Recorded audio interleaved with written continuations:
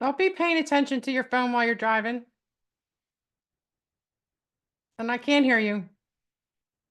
Hi, Still Coach. can't hear you. Stop looking at your phone while you're driving.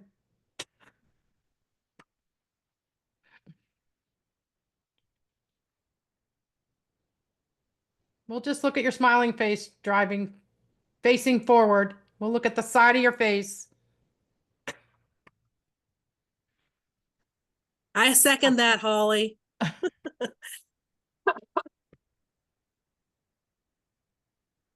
All right. Hello, peoples. Hi, Coach. Let's see. What can I do with this?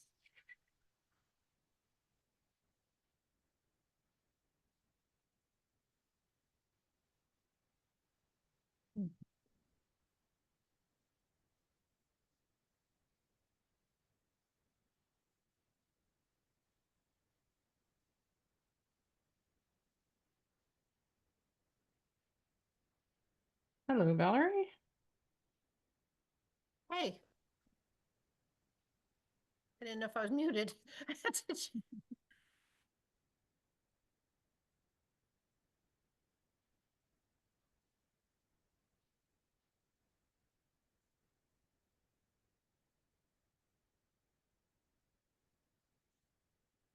Hello, Marcy. Hey, am I the first one? No, everybody's here. Oh, Well, except for who's not here?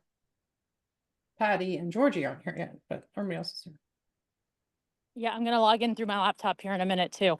Okay.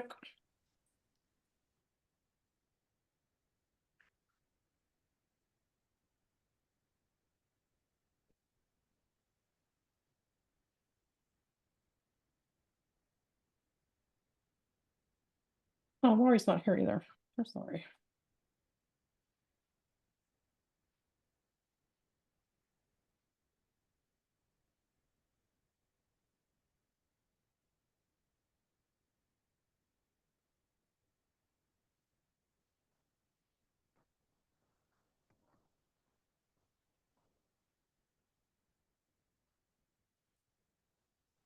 All right, I posted a lot of stuff in the forum this week.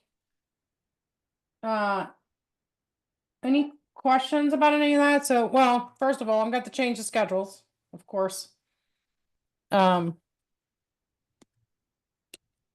uh, but it'll be an easy change because I'm going to have, let's see.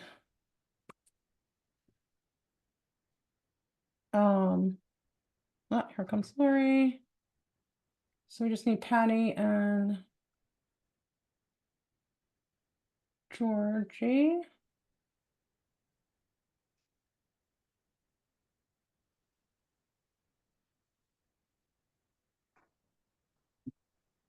Hi, Lori. I hope I'm not late. Okay, we're actually, I don't know where Georgie is, but hopefully she'll be here shortly.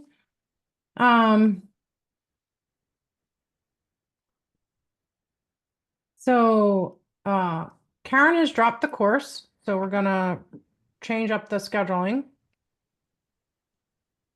And I think, let's see. I'll just pair the people that are paired with her. So she's supposed to coach this morning or today, not this morning. But we'll just have the one coaching session today. We'll do Christine coaching Kim. We'll have a good discussion around it, but we'll go over the 15 sub areas of emotional intelligence. So we'll just take our time with it. And then for the rest, I'm gonna anybody that Karen is paired with, I will pair together. So that should work out, but I'll repost those two schedules either tonight or tomorrow so you can see that. For the next class, we're still good. Marcy will coach Valerie. Deanna will coach Holly. So that should still work. I don't know if I said this before, but if you guys can make sure you have topics, and one of the things that I usually suggest is just make a list of 10 to 15 topics to help you throughout the course and your buddy and your peer coaching as well. So that'll help. All right. So who else? There's a couple of you having problem downloading the materials. Chris, are all of you having a problem downloading the materials? I still am. I No. don't understand. How come some of you I are and am. some are not? It's so weird. And I have logged in and I've logged out. I've cleaned my whole computer. I've like done every single possible thing I can from my end to rectify it, and I just don't know why it's happening. Oh, one thing I did notice today actually. When I went into the lesson how do I say it? Today we're doing class 2. When I went into class 2, you know how you normally have to, how you have to start it Mhm. before you have access to anything? I don't have the option to start it. Oh, I wonder if Do it's you an know what I mean? access issue. Yes. It might be like a browser issue. I'm Chrome. All right. I mean, I'm using Chrome on a Mac though, but that's interesting.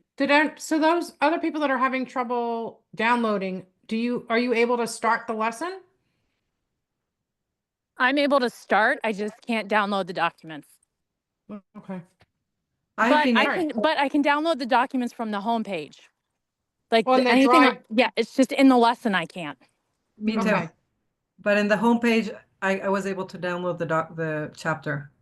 So that's so weird. Okay, so Weird. now at least I know what to say to support, because I was just like, Okay, people hold can't on. access, and they're like, well, what do you mean? I don't know. They can't click on it and download it. But okay, now I can say it's in the drive and you can download it from there. And then some of you can't start the lesson either. Okay, question, Yeah. ladies. When you say that you're able to get it from the homepage, where are you speaking of? The drive. I'm gonna The open it. drive. Yeah. Okay, gotcha. That's what I thought you meant. Anything that I Um, put in there winds up in that drive. Yeah, and I don't see it in that drive. Let me just double check again.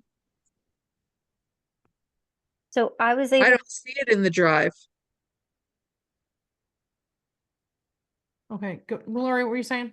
I just started the lesson and I was able to download it on Chrome. Yeah, so I don't, hang on, I'm gonna share my screen because I think that's the easiest way. To look at it. So.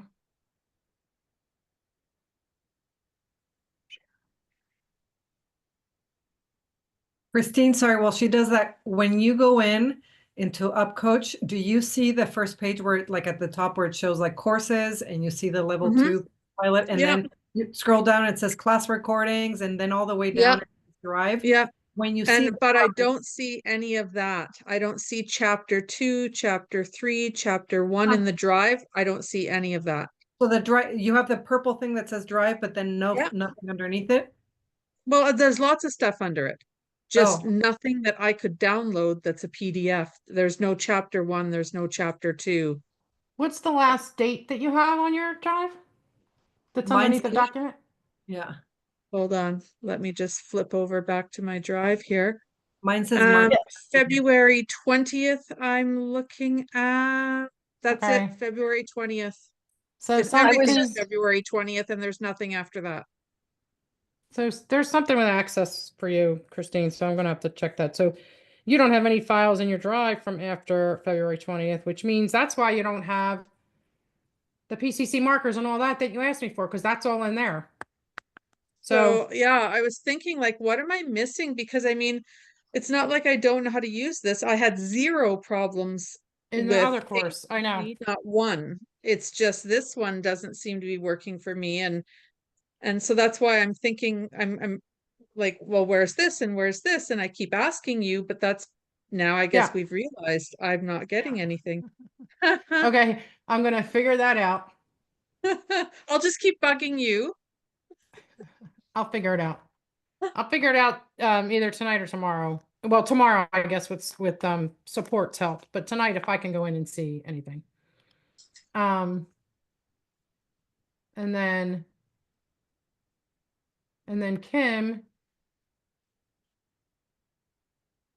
Kim, you only see March 4th in there and forward. Is that right?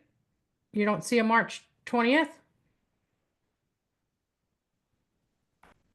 Something's not updating for you guys, I think, so. That's right, Cheryl. Yeah. So Okay. that's all that shows up. Okay, so, all right, I will figure that out. And then you might have already answered this question, but I'm just going to re-ask it. As far as the workbook goes for this course, is it uploaded already? Okay, It's not Thank- done.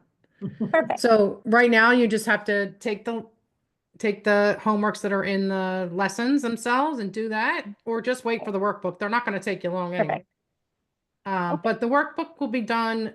So I uploaded 4 chapters today and I have 4 more chapters being edited. So I do the chapters and I send them to get edited. And then we have 4 more chapters after that. Those I'm working on myself. And so they'll get edited. So then by probably the end of next week, I can start working on the homework actual workbook, which is just going to be all these things in the, in a PDF. And Available. that wasn't for you, that was totally for me because I have Yeah. I have the first class too, and I still have that workbook, so I just wanted to make sure. Yep. Thank you. You're welcome. Cheryl, I noticed that you put in there the schedule and you put who's practicing with who. And I wanted to say, sorry, I tried to send a private text here, but I can only see that I can text you or the entire group. I was paired for one of my weeks with Valerie. Valerie, I sent you an email. And I just want to make sure that what we got there, if everybody's seen the emails, if the email addresses are correct. Yes, I owe you Yeah. a Okay. response. Okay, good. All Yes. good. All good. No worries. Just wanted to make sure that it didn't get lost. Yeah. Thank you. Yes. Christine? Yeah, I'm just wondering, with Karen gone, are you also going to be changing our schedule for peer coaching with each other? You're breaking up. Is it you breaking up or is it me breaking up? I you. heard her fine. It's Cheryl. It's you, Cheryl. So she asked if the schedule for the peer coaching is going to change with Karen not being here. I mean, the person that was paired with Karen is going to change. I mean, off the top of my head right now, I can tell you that we're going to have an uneven number. So yeah, that's going to change a little bit. Let me see. Actually, it might just be that that person has a bye that week. As a what? A pass. They don't have to, a Oh. bye.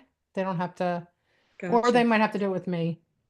Actually, because yeah, I have to see if we could spare an hour off the total results. So we'll see, but it's not going to change anybody else. If anything, I'll jump in and be the paired person. Well, if you need an extra person, I would just coach extra. Okay. All right. So That it's works. fine. Thanks. Okay. I need it, trust me.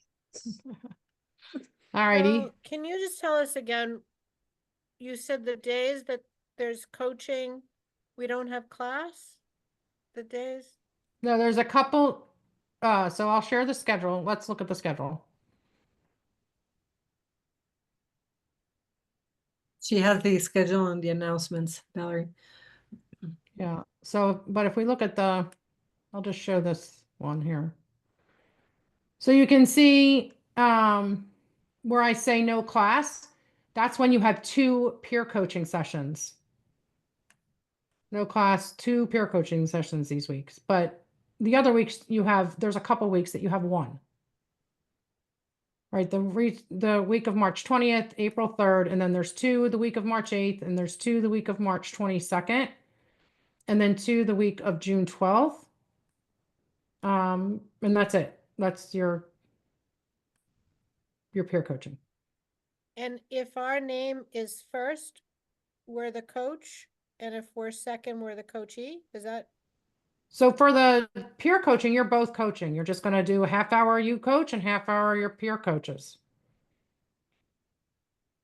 You both have to coach. I'm It's looking at, down here, the in Yeah. class where the top person coaches the bottom person. yeah, okay. Okay?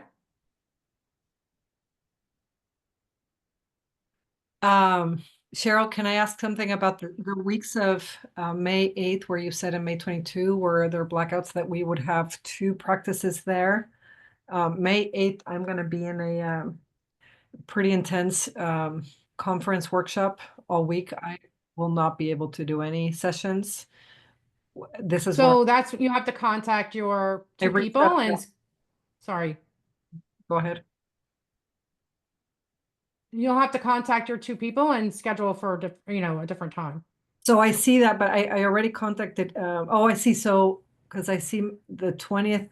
Did you change these? I thought that I was, sorry, I don't want to get super personal. I thought that I was practicing with Valerie that week of May 8th, but now I see May 22nd. Oh, this is the ones above that are not in color are the ones that happen in class. Is that right?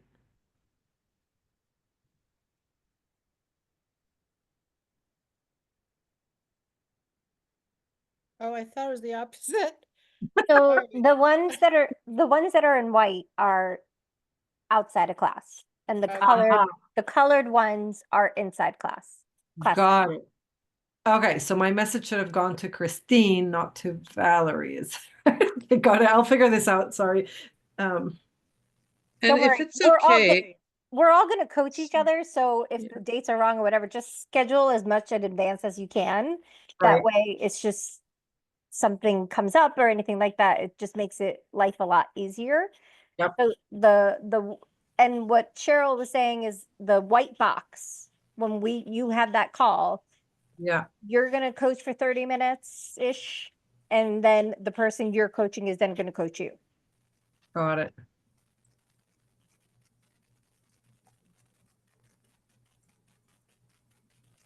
and I was just literally gonna send the do it the easy way and just send an email to everyone that I have to coach with a link to my calendar to just be able to book in a session that works for you. Exactly.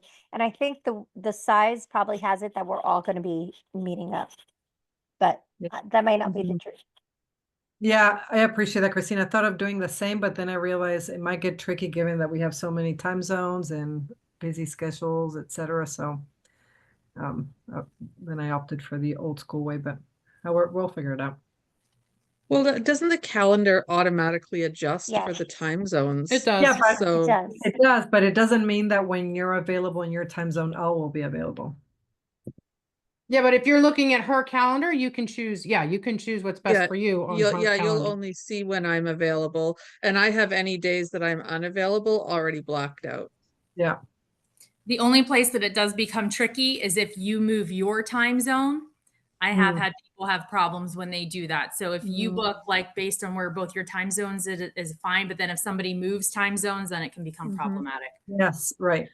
But I think it's everyone's time zones are done being moved now because I live in a place Oh, where we no. don't I move mean, if our somebody time zone. travels. I mean, if somebody Oh, I travels. see. I thought you meant for like daylight No, savings. if somebody physically travels. Oh, gotcha. Yeah. And are we all sending emails to folks? Because that's kind of what I did. Okay.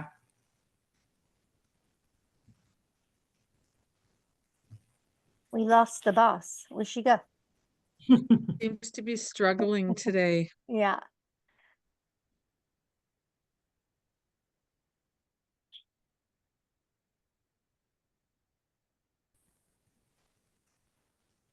Georgie, while we have a second here, do I disregard your note to me now because I of the think dates so. in I don't class? know if I read this wrong, but I think so. If we're looking at the black and white, I don't see that you and I are, at least not that week. So yeah, disregard my email for now. Thank you. And sorry about that. But if you were looking at in class, then we're gonna need to switch with somebody, right?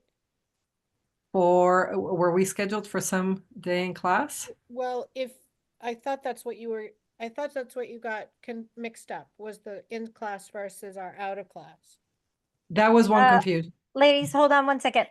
Pause a Yeah. second. Cheryl says she's restarting her computer. So just in case, if by some odd chance this blanks out, everybody log back in. Sometimes that happens, okay? Sorry, I didn't mean to interrupt, but my fear was like, I'm like, everybody was gonna go away and I couldn't tell you. It will never come back.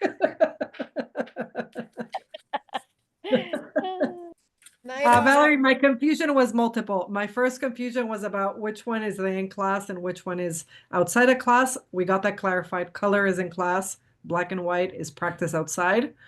So once we got that solved, then my other curiosity was about emails, but then you can disregard that question about the email I sent you because it looks like you and I are not practicing outside of class unless I'm not reading well.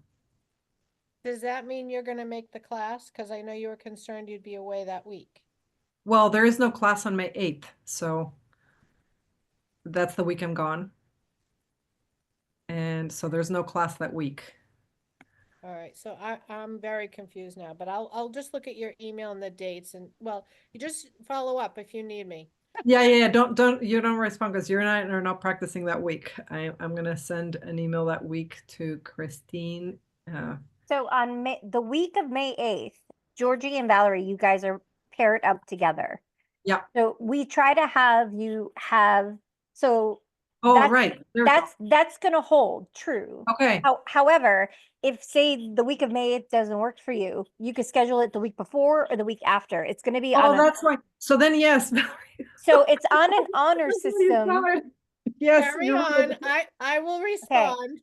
So it's on an honor system that you guys are gonna take care of it and meet outside of class. So if that specific week becomes problematic for you and you Yeah. need to do it another day or Yeah. another week, totally Yeah. okay. It's just we just all need to meet. That's just pretty much how that goes. Make sense? Great. Yeah. Thank you for clarifying that, Lori. Yes. Yeah. So Valerie, please do respond to me. Okay. So You know, it's interesting. I can't even find that anymore on my. I It took can't me even. a while. You know what? I don't know if it's in the announcements. Yeah. So when you go all the way down, it's one of the here, announcements. I'm gonna put it in the chat. What so are we that doing? Okay, Works for sorry. you. I I'm got just it. giving her the schedule. Oh, okay. Well, it's gonna get, oh, the course schedule. Okay. You can also download the calendar link from there. No, I If just that's what lost it. I No, had we're it ta- before, I and now think that I'm we're sitting here, I talking couldn't about find it. coaching, Cheryl. We're talking about the in-class coaching stuff, Oh, okay. the peer All right. coaching and all that. Yeah. Okay. I don't know who's on first. I restarted my computer, my network, everything. So hopefully I'm good now. So Cheryl, did you added the final class on an additional Thursday as well, correct? Oh, let's pull that up. Because I didn't see the voting, and then and it wasn't a big deal, but I just saw the Yeah. class added. So, I didn't actually put the date in. I just put a question mark there, but, Tuesday, the 17th was the class that I wanted to have it Oh, okay. on.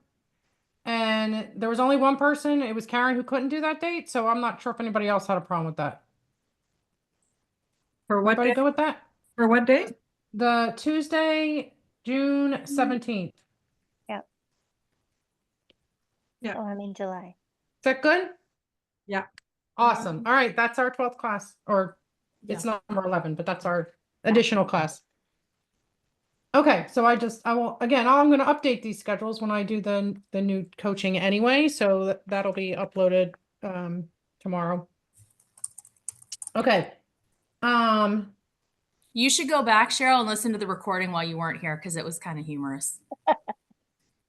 No, you Just Okay. sorting through everything together. I think you'll enjoy it. Okay. I will definitely do kidding. it. I will do it anyway. So Cheryl, I just want to quickly clarify. So the sections in black, there's going to be 2 coaching sessions that day in class? No, it just means that week you have 2 in class or 2 peer coaching, no in class, no class at all. Oh, so May 8th and May 22nd, There's no class. No class. Oh, okay. Right. That's a week where you're going to schedule 2 peer coaching sessions. Oh, okay. Yeah. Thank you. Yeah. I just want to say, if it's okay with y'all, I've been on back-to-back calls and I haven't gotten out of my desk to eat anything. I'm going to put myself on mute and video off if it's okay. And I'm just going to make a little food and snarf it up so as we go on. Okay. Thank you.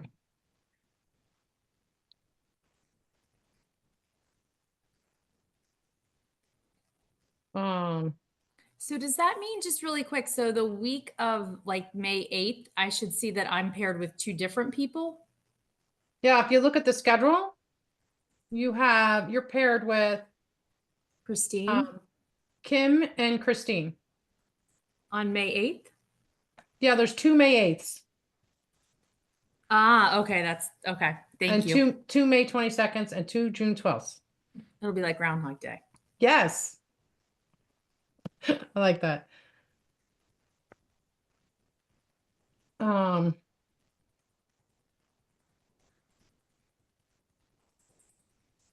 Okay. Actually, I don't know where Patty is either. Let's see.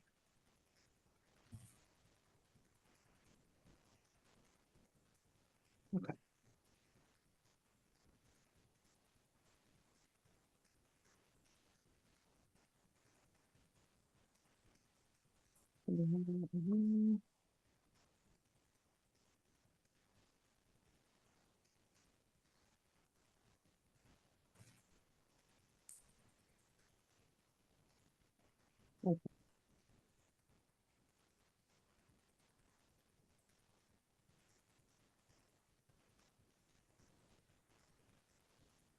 Okay, it's already been a day and now it's been a night, so let's get started. I tell you. So we are looking at chapter 2.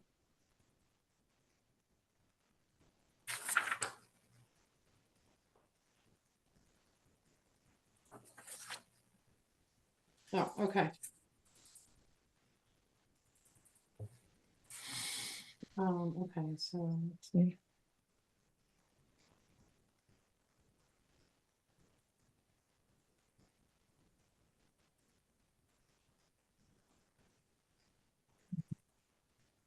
All right.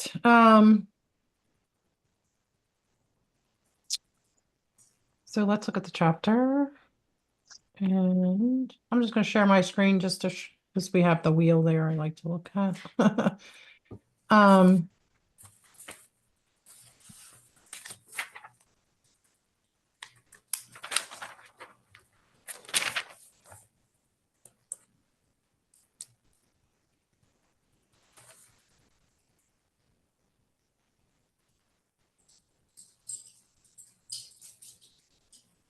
Okay, so this is our kind of, it's a review for some of you and it's an introduction to others. We're talking about the 15 sub areas of emotional intelligence, and this is what we're going to be connecting to throughout the course. And this particular model of emotional intelligence is the EQI 2.0 is what we take this information from. So the EQI 2.0 has 15 sub areas of emotional intelligence, and basically emotional intelligence is a very basic skill for success for people in general, but definitely for workplace relationships and coaching. It helps us to navigate our own emotions, self-awareness, again, relationships, interpersonal relationships, and our decision making. And then it also helps us to help the client to do that as well. So we're going to look at these 15 sub areas, how we apply it in coaching, and kind of the practical steps to develop them, both in ourselves and in clients. And when I say develop it in clients, there's like a nuance here, right? It's like, you know, we influence it by the questions that we ask, or maybe the activities that we do with our clients, things along those lines. It's not like we're going to be saying, oh, I'm going to be teaching you emotional intelligence. So I just want to make sure that that's clear. That's not what we're doing with our clients. What the things that we do will influence them and influence our coaching sessions in general, because it influences our coaching skills. So there are 5 main composite areas, and then each composite area has 3 sub areas. That's how we get the 15. And again, it's basically it contributes to our ability to connect deeply, to manage emotions, and then guide clients towards transformation through our questioning and activities or whatever that we do in our coaching sessions. So the first one is self-perception. Now, these are very quick definitions. When you start reading the book, you're going to get more in-depth like definitions, but also as we hit these in each of the chapters, you're going to get more in-depth explanations and examples as well. But the first one is self-perception, and that's basically the understanding and managing ourselves. So our self-regard, the ability to recognize our strength and limitations with confidence, our self-actualization, so the pursuit of growth and fulfillment, purpose is in there as well. Emotional self-awareness, the capacity to recognize emotions and their impact on us and others. Second one is self-expression, and that's basically where we're effectively expressing ourselves. So emotional expression, the ability to communicate emotions clearly and authentically. Assertiveness, so expressing opinions and needs in a direct, respectful manner. Independence, self-directed thinking and decision-making without over-reliance on others. It says over-reliance. Keep in mind, it's not that we don't want to have any reliance on others, but just an over-reliance. Next one is interpersonal. So that's engaging with others effectively. So interpersonal relationships is the ability to develop and sustain meaningful connections. Empathy, which is of course a big one with coaching, recognizing and understanding others' emotions, and social responsibility. So contributing positively to the well-being of others and the community. Decision-making, so using emotional intelligence to make better choices.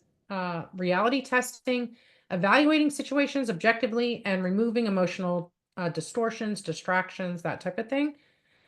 Impulse control, so managing emotional impulses to remain intentional and measured.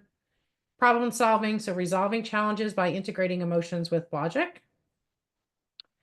And the next is stress management, so building resilience and flexibility. So flexibility, adapting your emotions and responses to changing conditions. Stress tolerance, managing stress effectively to sustain performance. Optimism, maintaining a positive outlook and finding opportunities in challenges. And I just realized that I did not introduce Deanna.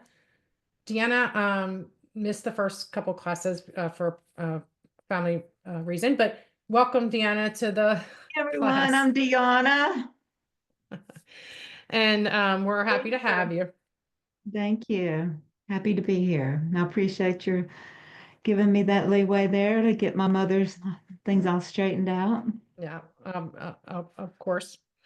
Okay, so with the 15 areas, it's all on this little wheel here, which I like. And it kind of describes, it has the three, it has the main functions on the outside wheel, and then it has the 5 different areas and then the sub areas. So hopefully you can see how a lot of this would influence our coaching and influence clients, and how these things influence our clients on their own, right? Outside of coaching as well. So one of the things that we really focus in on is recognizing emotional triggers and refocusing on client-centered inquiry. So everything that we do, of course, we want to be client-centered in our coaching.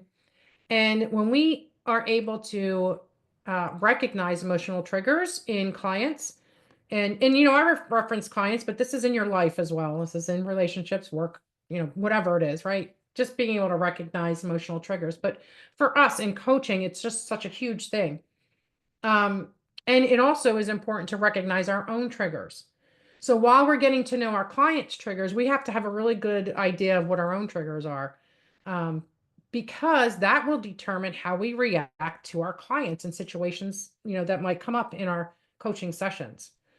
So when we're able to be aware of our own emotional responses, we can regulate them in real time and we can prepare for them as well. And then we can stay fully engaged with the client when we might potentially have a reaction, emotional response. Of course, we're not robots. We're going to have emotional responses, but it's how do we work with that response, right? What is our reaction to it? How do we conduct ourselves? How do we regulate it? It's really about the regulation of those emotions. It also helps us to prevent projection. So sometimes, I can't even say that word, projection, because sometimes when we're in the midst, right, we're in the throe of those emotional triggers or responses, we can make assumptions or insert our own experience into the session or into that circumstance, which could be totally wrong, right? Because we're putting our thoughts in it. We're not staying client-centered and focusing in on the client, what the client is actually going through in that moment. And this is also true in any kind of relationships that we have, right? Because if we're triggered and we're reacting, and we're not trying to recognize that and regulate it, then we're inserting our own thoughts and feelings into the situation, which can make things blow up, right? And get out of control. So we just want to be able to not project our own stuff on our own stuff onto other people, and especially in coaching. It also allows us to build trust and safety. So clients feel really heard and respected when we can remain neutral and responsive to them versus reactive to them, right? We always want to be responsive to our clients, but we don't want to be reactive to them. It encourages client growth because by shifting back to being client-centered, we help our clients towards whatever their goals are, obviously, in the coaching session, but also that self-reflection and insight rather than offering solutions, which is something that we can get into a habit of doing, right? Sometimes we go and we fall back on, oh, I want to give the answer here. I want to give a solution here. But if we're client-centered, we're remaining neutral, we want to encourage the client to rely on themselves and to have that growth, then we're going to stay towards that, focusing back on the client versus offering those solutions. And then when we model emotional intelligence ourselves, we demonstrate our own self-awareness and regulation that shows clients how to do the same in their own lives. So if we're not reacting to them, we just, we're modeling that, right? How to be self-aware, how to regulate, and hopefully they're picking that up from our example as well. Okay, questions about this section?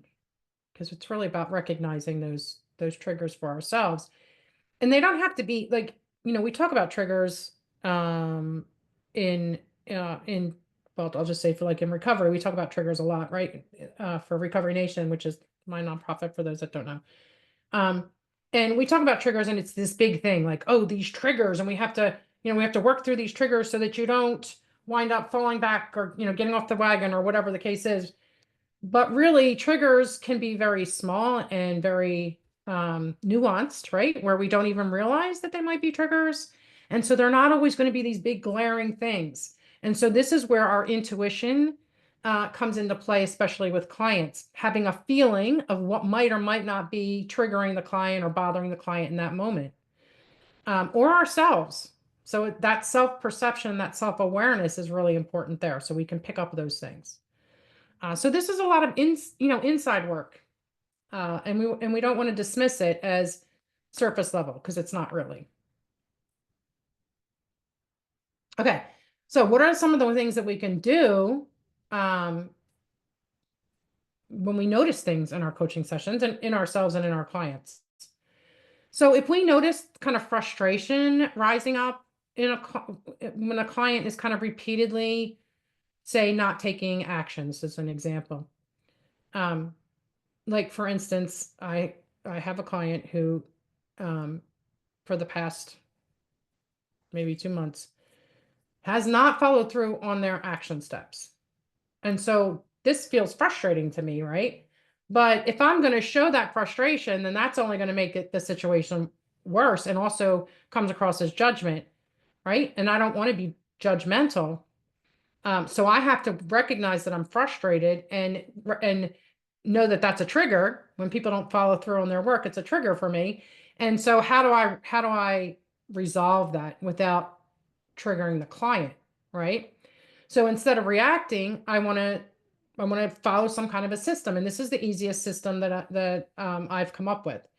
And that's just basically where we pause and we just kind of do a self-awareness check. So we take kind of a deep breath, mentally acknowledge the frustration, and kind of remind myself to stay present with that client. And kind of an internal question I can ask myself, what emotion am I experiencing? Why is this resistance triggering me? And that's a big question right there. Why does it trigger me? Because then I feel like I'm not doing a good job as a coach because my client's not following through. But if I focus back on the client, it's the client's responsibility to follow through, not me, right? And so I can't make it about me. I have to keep client centered. So that's the first step. And then we want to acknowledge and normalize the client's emotion. So we can say something like, I sense there's some hesitation around moving forward. What's coming up for you? Right? So what's coming up? Why don't you think you're following your action plans without using the why, if possible? But again, something I think I said in the first class, we're not terribly worried about saying why too much anymore, as long as we're not using why as in a judgmental way.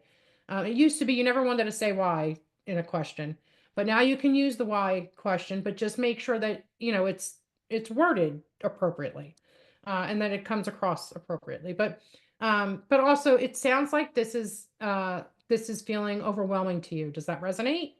Something that's going to have the client reflect on why they're not following through on those action plans and get to the bottom of it, like their emotion. What is the emotion that's going on for them?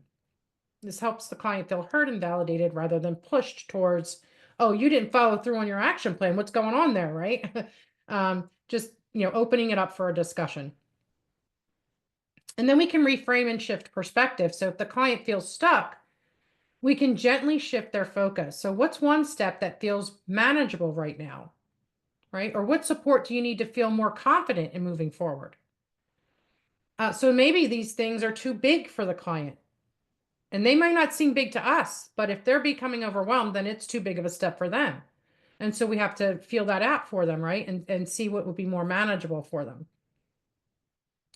And then just basically encouraging self-exploration through inquiry as well. So instead of leading with solutions, we ask powerful open-ended questions. What's underneath this hesitation? What does success look like for you in this situation? If we set aside the shoulds, that you're telling yourself, what do you truly want? Right? Because maybe they're coming up with action plans for someone else or action steps for someone else. And it's not about what they want. It's about what they think they should be doing for this person or that boss or this, partner or whatever, the kid or whatever it is, right? Different things that can show up there. And then we want to reinforce their autonomy and choice. So again, it's up to them. It's their choice what they do and don't do. So we want to make sure that they remain in control of their own decision making. So you don't have to take that action today, but what insight have you gained about your next step, or what might you do instead? However you want to ask that. What's one thing you'd like to take from this conversation if you're just talking through the obstacles, right? So this kind of helps guide us away from frustration feelings for ourselves about what they're doing and not doing, and then also for the client to help them get away from how they frustrated they're feeling about not following through, and look at more along exploring why it might not be happening and what they can do to be more successful moving forward. Does that make sense? Questions about any of that?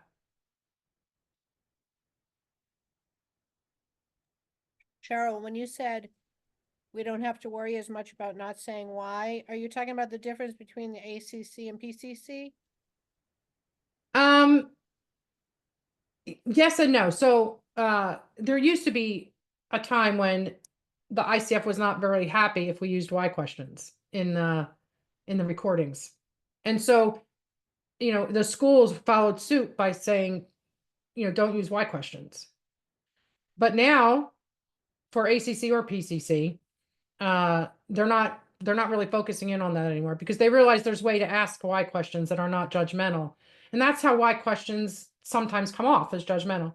And so as long as we're doing it in that way, then it's good. But also but then also to the difference, PCC level is a deeper, conversation with your clients. And so why questions can be very valid in that, more direct in that way. And if you are successful and you have the coaching skills around it, then they are not coming off judgmental. Anyway. Yeah. Good question. Okay. So we have some activities here. So when you look at helping clients with self-expression, right? Because a lot of our clients might have problems with expressing themselves, especially in a positive, forward moving way. But, we want to recognize that they might have that problem of self-expression and articulating their emotions in a clear way and then setting boundaries, right? I think this is kind of prevalent in a lot of coaching, is that we see clients that don't set boundaries, right? And you just want to be like, why are you letting people do that? What's the boundary you've set? Well, we can help them to develop it through exploration, really, and really think along the lines of why are they struggling with it? Why aren't they able to, articulate their emotions? Why aren't they able to put boundaries in place?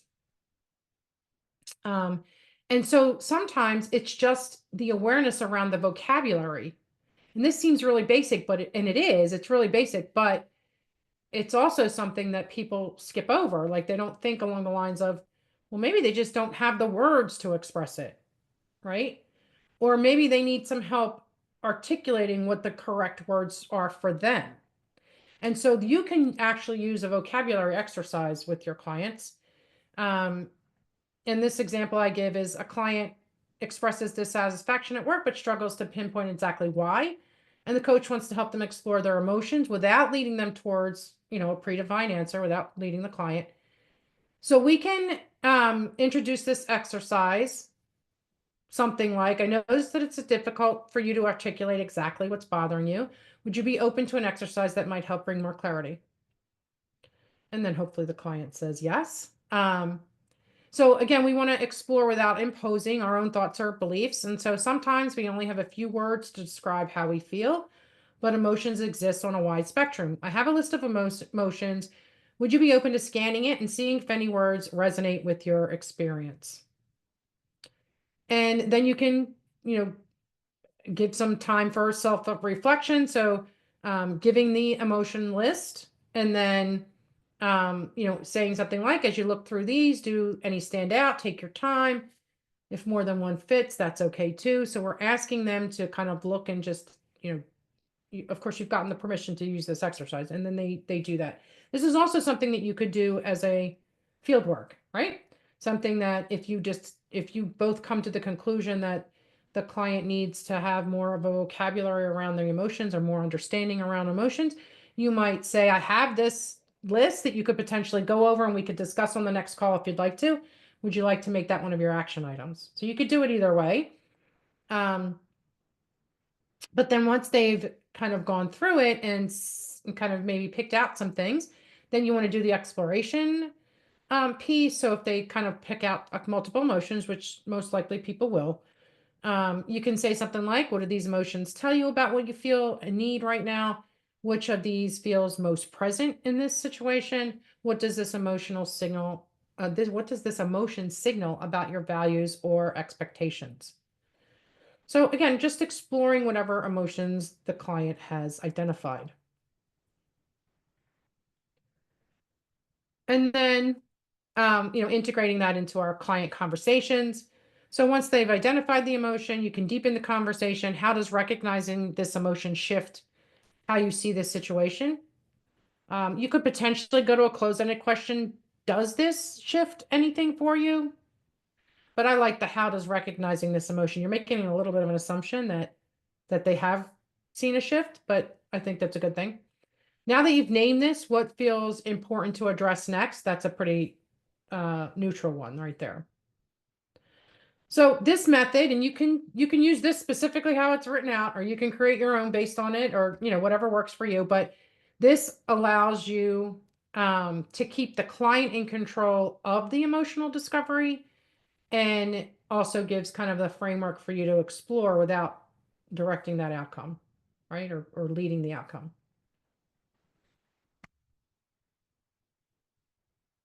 Okay. So we're going to do a little bit of a group activity. And if you look on page 8, there's some client statements here, but let's go over the activity first. So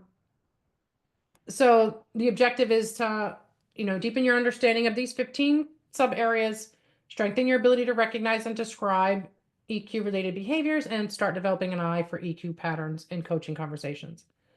This might take a while for you to catch on as we go on if you're not used to emotional intelligence, but that's fine.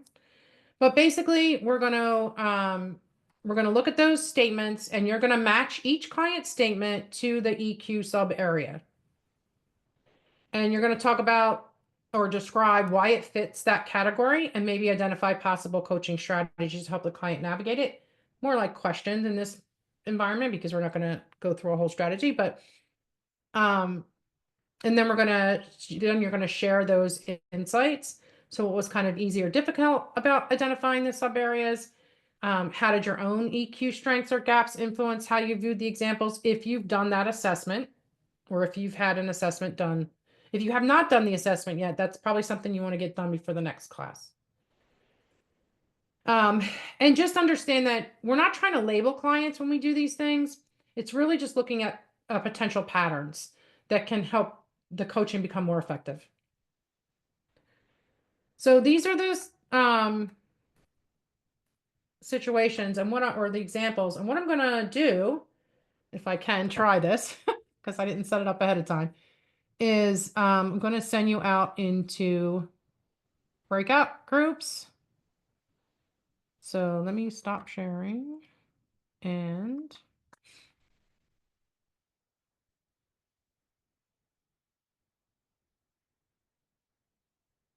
I think we'll just do 2 groups of 4, and then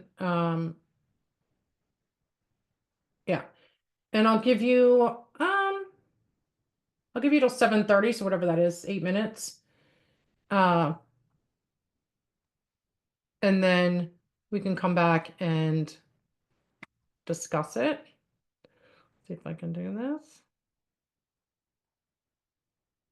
So I'm going to create 2 breakout rooms, and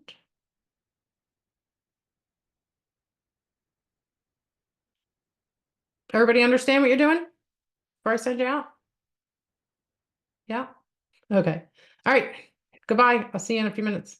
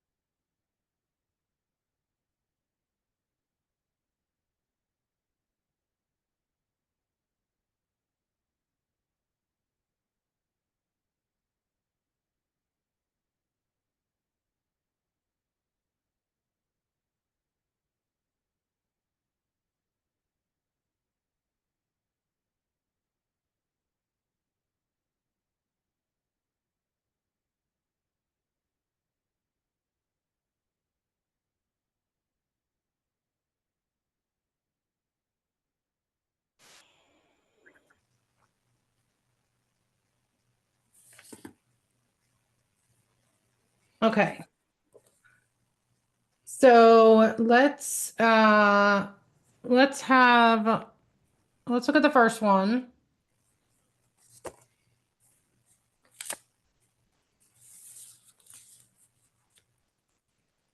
So I just can't trust my team to get things done, so I do everything myself.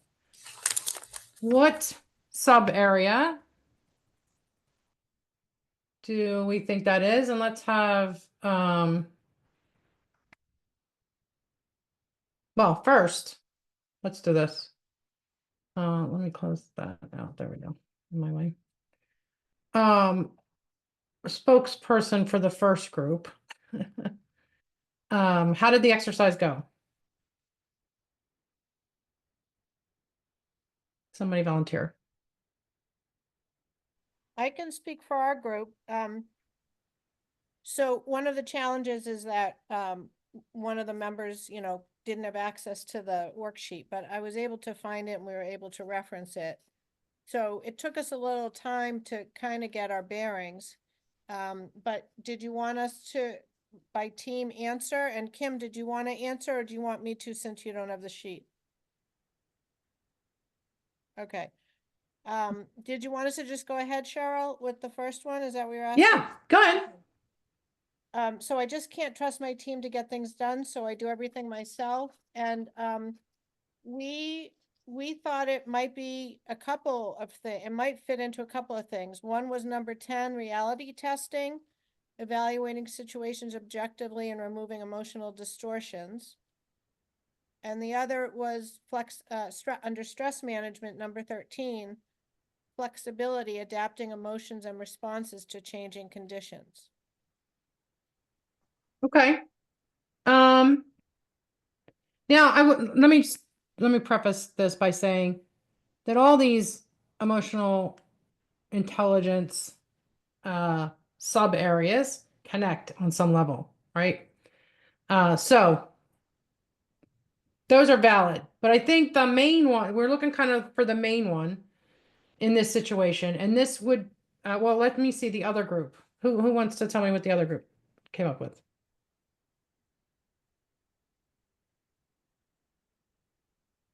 Go ahead, Lori, because I didn't have my papers yet on that first one. So I'm not sure that I'm going to remember. So for the first one, we kind of thought it was all under the stress management umbrella. So, the flexibility, stress tolerance, and optimism, like we're all kind of lacking in that area. But is that what you wanted, Cheryl? Is that what you were thinking? No, so okay, that's interesting though. I'm liking that your answers, right? I'm not, and I'm saying they all interconnect on some level. But I think this one, for me anyway, when I created it, it was around independence. So typically, when somebody can't delegate, it has to do with their perception of independence. So it would be like the strategies that we would want to help them do is like explore maybe trust issues that they've had with being able to delegate. So they feel like everything is on, they have to be independent and do everything themselves. Control. They have a sense of like they need to be in control of everything. And maybe explore some like, how to delegate strategies or delegation strategies. So how to delegate. So typically people that, have to do things themselves, there's a big trust issue there, right? They've either tried to give it to somebody else and things have really blew up and they just said, oh, I'm never doing that again. Or there could be other things going on. They could have trust issues around just kind of general trust issues where something has happened to them in the past and they've had to take care of it on their own. And so now they just like, that's the way now. Right. And so, they didn't have support maybe. And then, so they had to learn how to do things themselves. And so they don't want to give that up. Right. That's a trust issue as well. So that's kind of where I was going with it. But again, what you guys said makes perfect sense as well, because it is, because it interacts. Go ahead, intersects. Go ahead, Valerie. Well, and I think we could add control in there too, right? Trust and control, but I guess I think we approached this, so we were approaching it by the 15 things that were listed. Is there something in those that refers to the trust issue? Because I'm not sure we approached this right. Something I might interject here. But Oh. Coach Cheryl, when she went into interpersonal, and this out beside in parentheses, it says engaging with others effectively.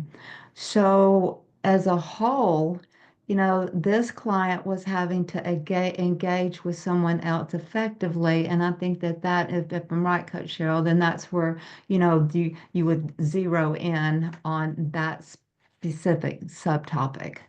Yeah. That makes, Yeah. yeah, it would make sense to me. Yeah. So I thank mean, you for that. That's good. yeah. So these are all connected. But when we look at, yeah, the interpersonal relationship, the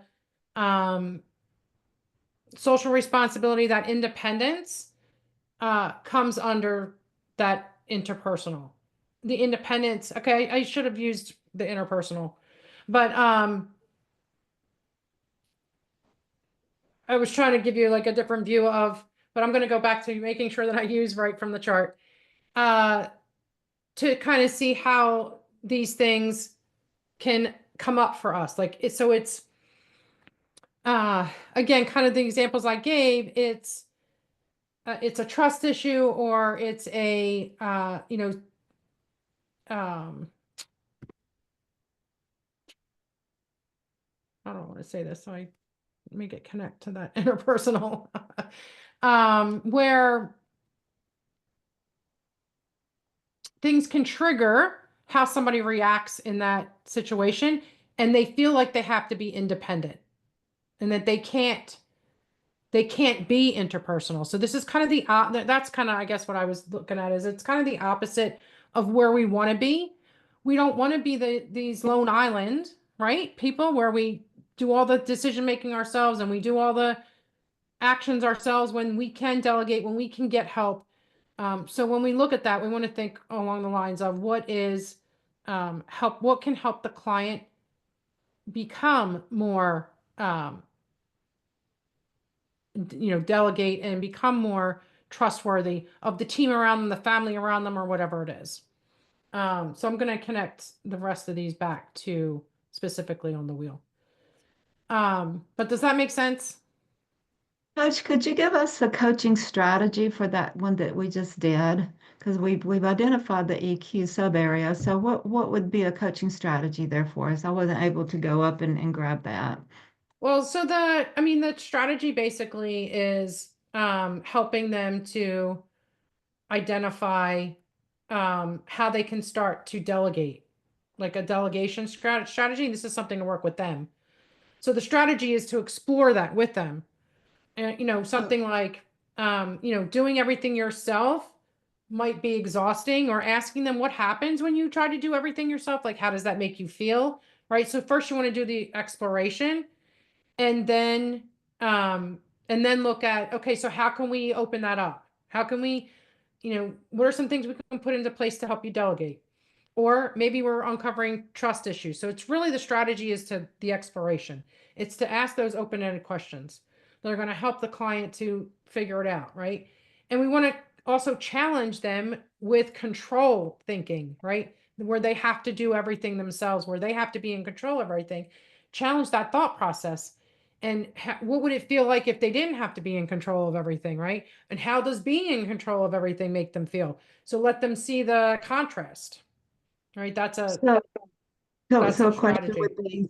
question would be, excuse me, I thought you were done. No, So a that's good. question would be to take them back to when was the time that you did delegate and you did, you know, and how were you feeling when you delegated and it worked Yeah. out? Those kinds of questions. Definitely. Yeah, that definitely could be one of the ways to do that. Absolutely. Go ahead, Kim. you might not want to respond to this, but I just thought, I was just looking at, because I've done the report, right? And so Yeah. my head is like in a different maybe area, and I don't want to throw this off in any way. But Go I'm ahead. looking, okay. So I just was wondering, like, so like if this person had done the assessment, so like he may have, low emotional self-awareness, right? Maybe, right? Or Yeah. like under the decision making, his impulse control, right? So like, Yeah.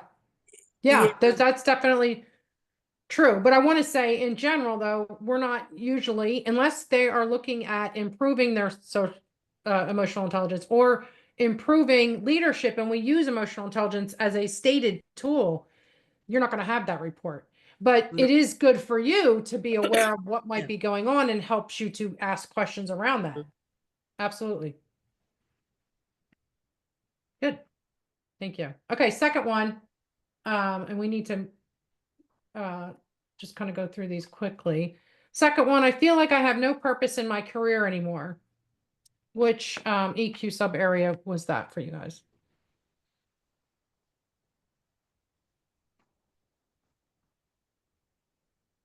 Somebody in group one?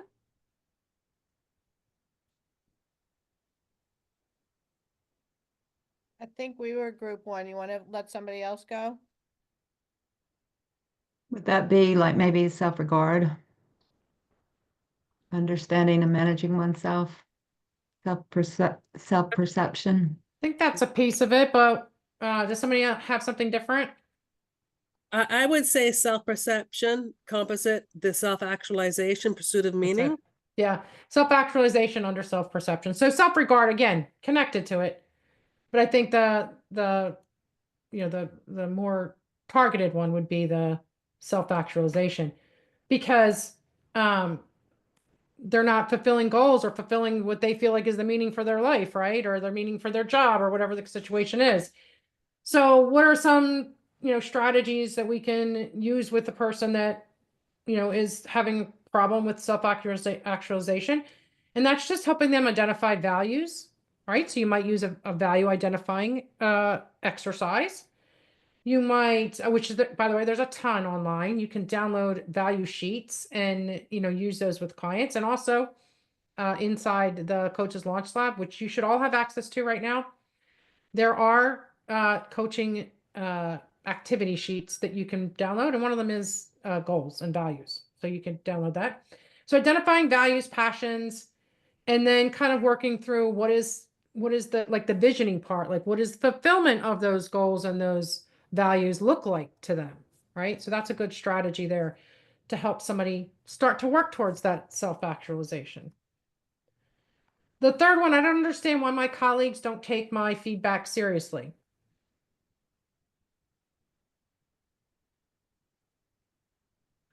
What do you think that was? Anybody?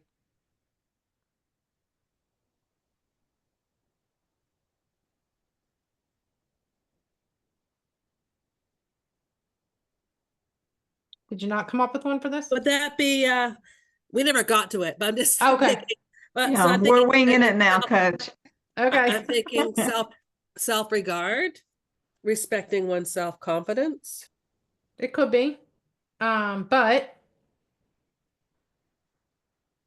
I think there's so it's the I don't understand part, right? I don't understand why. So really it's how they're expressing themselves, right? Or expressing their emotion. So maybe emotional expression. How are they communicating how they're feeling when the team doesn't do this, right? Or the colleagues don't do this. So you can kind of explore those communication emotions.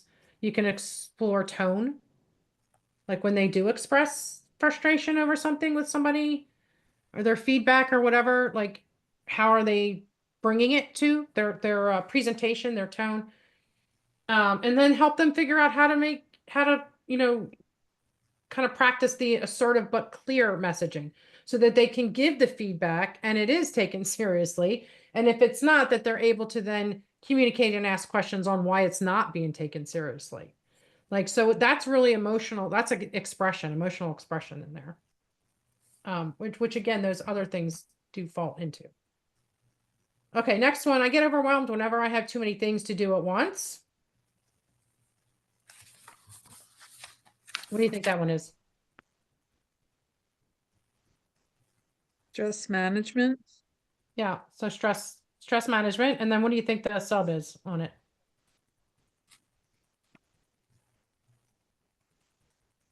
Flexibility. I mean, it's connected, but it's tolerance. Yep, it's stress tolerance. So it's the overwhelm, right? So we want to help them figure out how can they manage their stress. Like techniques, reframing, prioritization, you know, different kinds of strategies like that you can start asking questions around to help them kind of figure out how to manage it all and really build up their stress tolerance. And goal setting would help them as well, and be able to clearly identify and what I call freakishly clear goals. Sometimes when you're in overwhelm, it depends on what client it is. You need to get them and sit down and open the computer. Step Yeah. one. It depends on how much overwhelm that they are in, but it's a clarity of goals for me would help. Yep. Good. Okay, next one. I keep making impulsive purchases and regretting them later. Hello. Kind of impulse control. I'm just going to say that one. Not me. I never do that. I do that occasionally. Oh, come on now, coach. You do not. I absolutely do. I see Okay, you roll in so your eyes.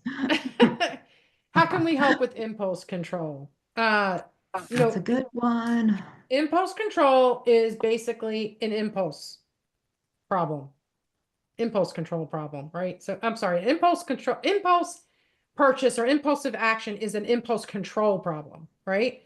So that's what we want to look at is how do we help them control those impulses? And that's like exploring triggers, because triggers are what make impulsive actions, right? We get triggered about something, and then we go and do something impulsively.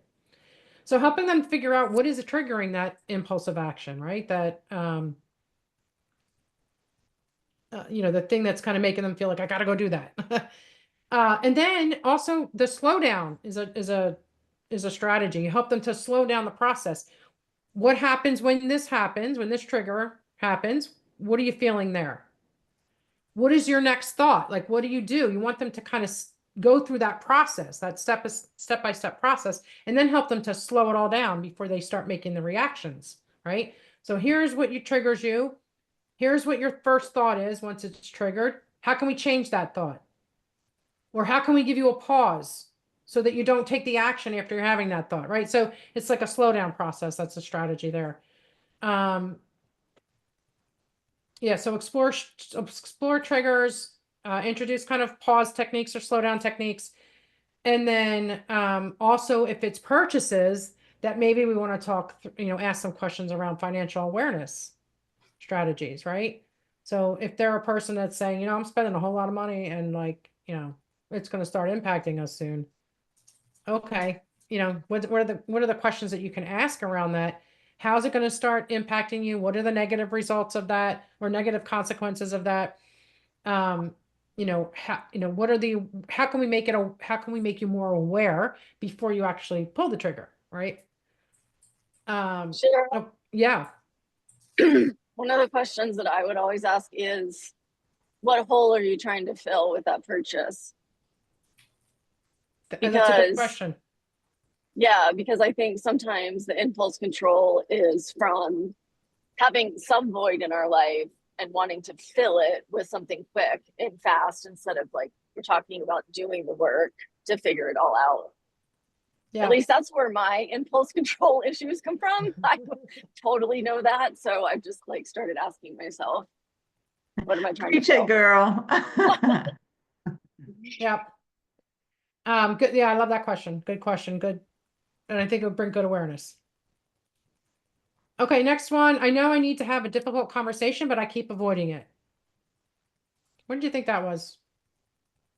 Or what do you think that is?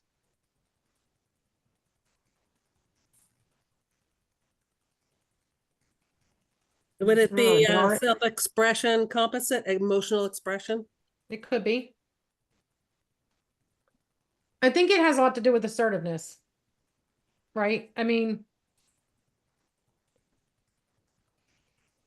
whenever we feel like something is going to be difficult, conversation, it really is based on, I'm not comfortable bringing this up. I'm not comfortable having this conversation. Why aren't I comfortable? Because I have to assert myself in here. I have to assert a belief or an opinion or an emotion, whatever it is, I have to assert myself to have this difficult conversation. And that can be overwhelming and debilitating for a lot of people, right? So what are some things that we can do to help that? We can role play conversations, right? That's a big plus, especially in coaching. Doing the role play is an easy way to work through some of this stuff. We can practice language too, as far as like direct communication. What words can you use to really get across what you're trying to say, but is also thoughtful and not, and non-threatening to those, to the people that you're trying to speak to. So things along those lines. But role playing is a big one there. It also asks, what would be the worst case scenario too? Yeah, that's a And good question. Mm-hmm. What would be the worst thing that would happen if you asserted yourself in this situation? Because sometimes we're making that up in our head, right? Of what that could Exactly. be. So yeah, that's good. Okay, last one. I feel disconnected from my friends and family lately. What do you think that is?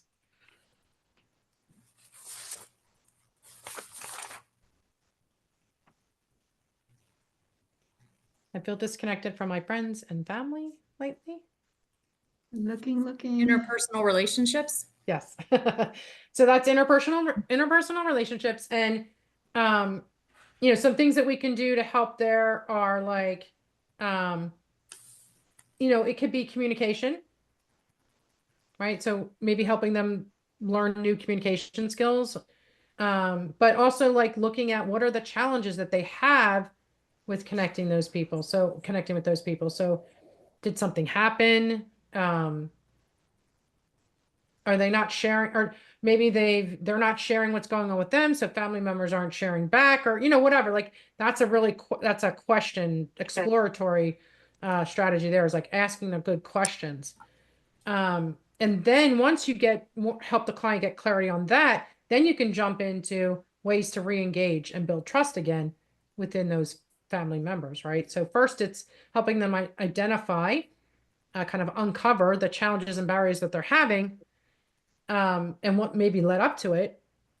And again, not going too far back, we're not going to look at like childhood, what happened, but maybe just a general feeling of like maybe something that happened or something that has grown since they were kids or something. I don't know. That might be possible. We don't want to, go back and recount everything that's happened in the past, but we want to look at what are those challenges and things that have come up, the barriers that have come up, and then just discuss and maybe even brainstorm around ways to re-engage and build trust if they're stuck with how to do that.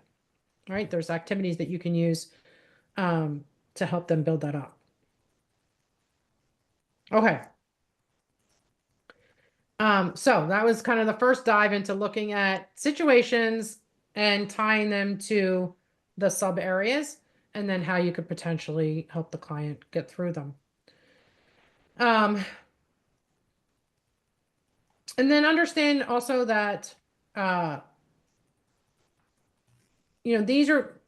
not leading again, like I'm giving you these strategies because these make sense, but the client might go a different way, and that's okay, right? So you follow the client, obviously, but if they're making this statement, you can easily ask a question to start the exploration in one of these strategies and see if that continues to be the way to go for that client. So questions about this activity, any of the kind of identifying the EQ areas or the strategies that we came up with.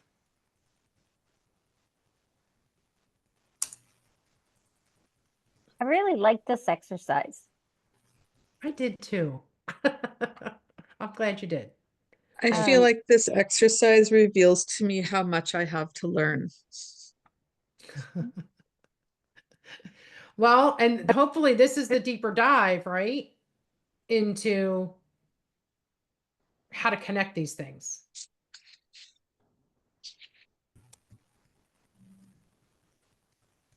All right. Coach, I do want to mention here that that a lot of these things might fall over under the category of being burnout. And professional burnout is, I see a lot of professional burnout in these statements.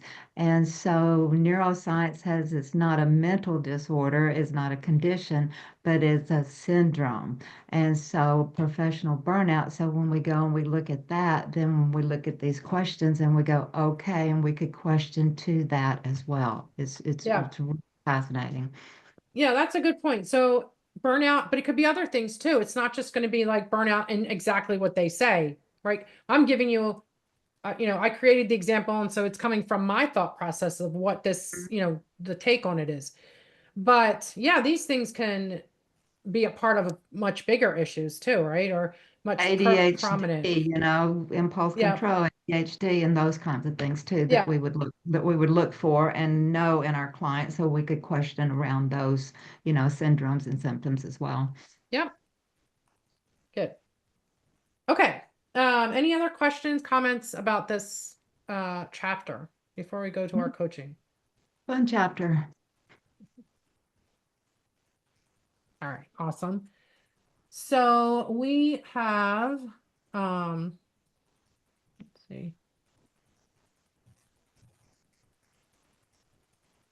We have Christine coaching Kim, and what I'd like all you to do is have your observation forms out, and I will assign you competencies. Okay, Coach, I don't have that. I don't have the, I saw it somewhere. I'll put it into the Yeah, I chat and you appreciate can that. download it. Thank you much. Don't want to have to go spend 30 minutes finding it.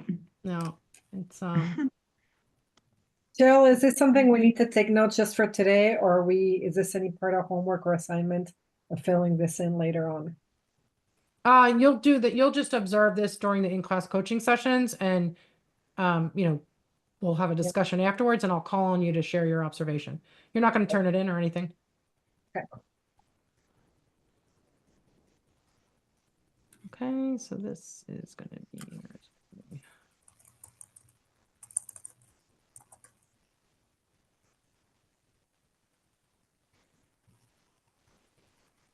So this will be standard for all of the sessions? Yeah, it's basically your observation form that you're going to use Okay. whenever you're observing a session. I got you.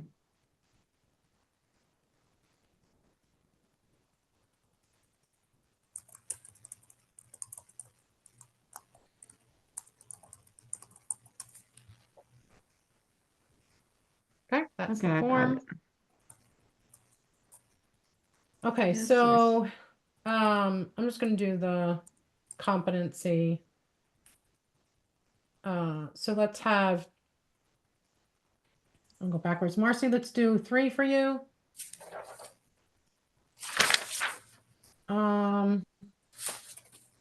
Georgie, you'll do 4.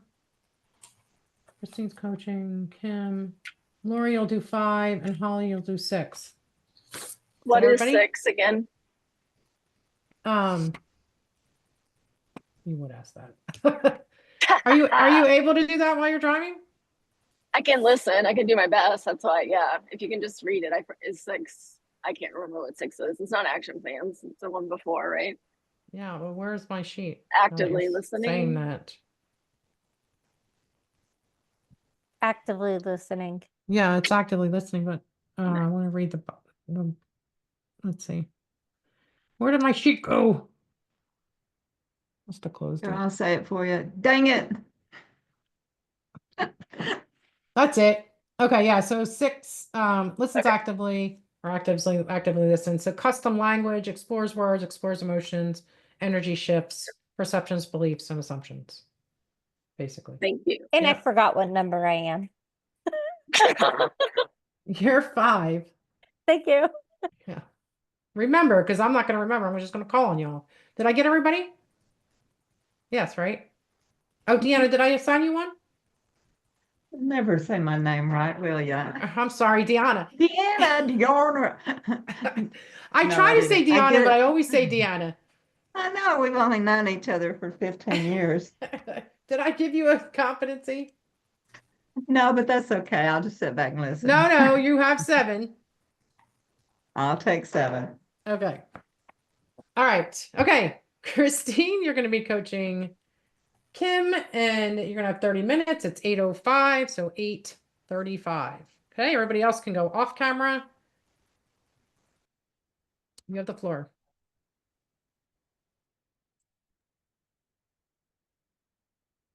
Kim, hi. Christine. Hi.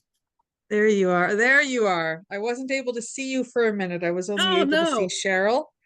So I just wanted to get you to speak for a minute so I could see you. All right. So it is good coaching you today. Thanks for the opportunity. I'm grateful for it. So I have a little notepad here, just some housekeeping out of the way quickly. I'm just going to be taking a few notes. If that's okay with you, I can share them with you at the end. Sure. Okay, perfect. So is there anything that you feel that you need right now to be fully present for this session? I'm good. Thanks, Christine, for asking. You're just ready to dig right in. Yeah, we've only got 30 minutes, so. Okay. All right. So have you come with something prepared to discuss today? I do. What's that?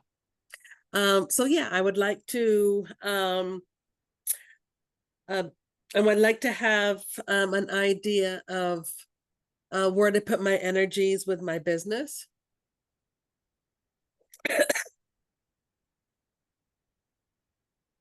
I'd like to Okay. have some kind of plan of action. Like what is most important, do a priority list. You have a really good idea. Pardon me? You have a really good idea. I have a really good idea. Yeah, of what you want to come here with. Oh, Where to yeah. put your business energy and a priority list. Yeah, like I don't want to spend any more money. So I do impulse spending, which has gotten me into trouble. And doing this program with Cheryl was something I really wanted to do because I knew that was gonna like I want to be able to, push myself further. But I'm drawing the line after Cheryl for spending. Okay. So I don't want anything that's going to cost me any money at this point. It's got to be something more about action and, what I can do. So it sounds like you've had less action and lots of learning. No, No? I am a doer. I'm constantly in action. Like that's not something that, yeah, that's not a problem for me to be in action. What it is prioritizing, getting down what's most important, where I can focus my energies. So I'm being the most productive. So your business energy, what specifically would you say needs to change about that? Like I'm hearing you saying prioritizing, but what does that look like to you?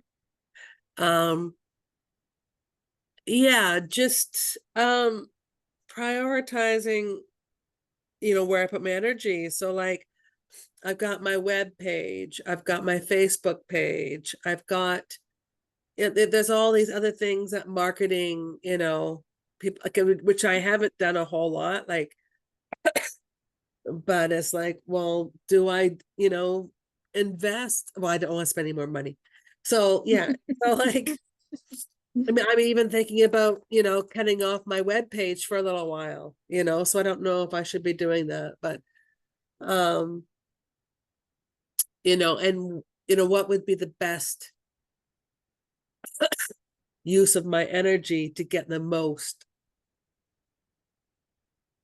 from a business. Like I want to be able to generate money, more money, right? So what is it that I need to do in order to generate more money? So where you need to pivot to put the most energy to grow your business without spending money. Yeah.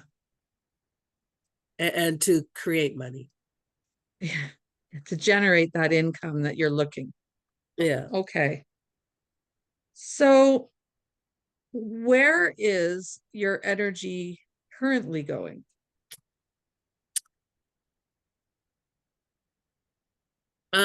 That's the thing, is that I've been working on my webpage. Like I've been, like it's with Wix.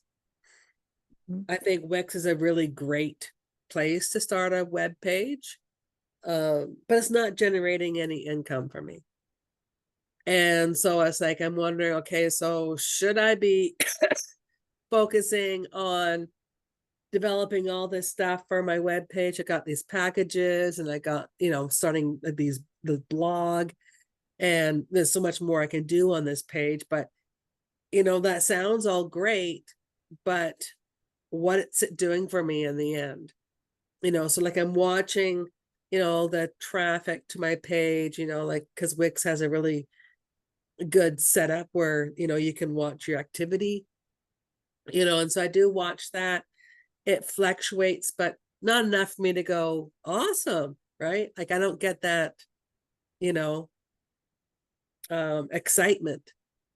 It's like, oh, okay, well, it's gone up a little bit, but nothing major, like the traffic to my page, right? So I don't know if people need a page for coaching.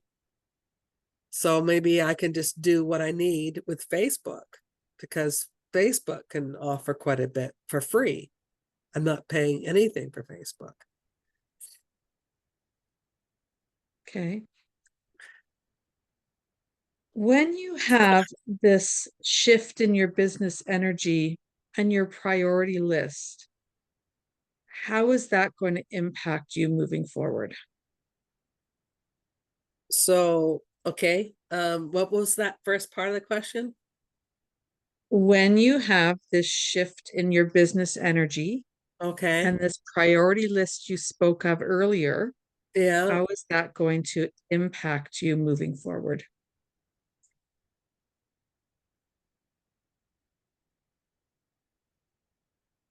well, I just want, I think it'll be more, my energy be more direct, and it'll be more productive. Like I'll feel like I'm getting something out of it, whereas I'm not really getting enough out of the energy that I'm putting into it now. Like I've got some contracts, and it's with the same organization, which is great. I love what they do, which is why, I keep in contact with them. Like we did contracts last year. I hadn't heard from them. And then I saw one of the organizers in my local grocery store, and I just verbally told her, about the new things I can offer for coaching. And she was all excited. And so, we're now looking at, new contracts. Right. So, and I'm working with the library too, like, because it's that connection, that personal connection, I feel is more effective than anything really. But still, that hasn't done enough for me. Like the library, I was doing some free workshops.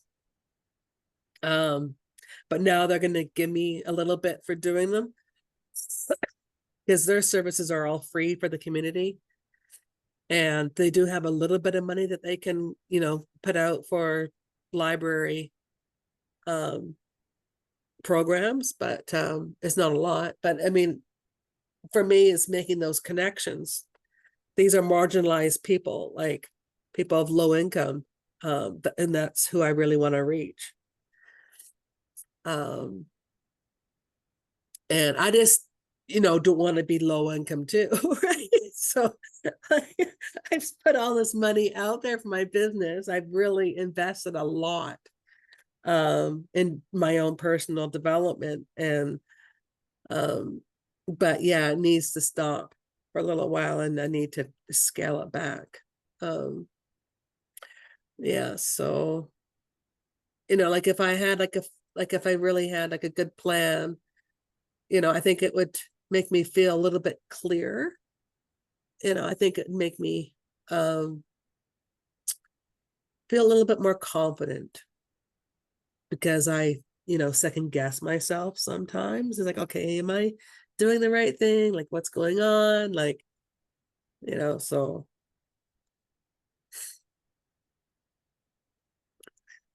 how would that focus that I'm hearing you say that you're desiring change your level of confidence? how would that focus change my level of confidence?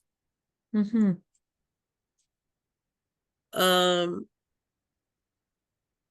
Well, yeah, whenever I'm focused, it's like I feel strong, there's no doubts.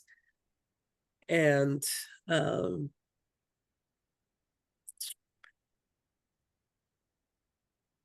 yeah, it just would feel better energetically. Like I'd feel like I was directing my energy in a place where I was more productive.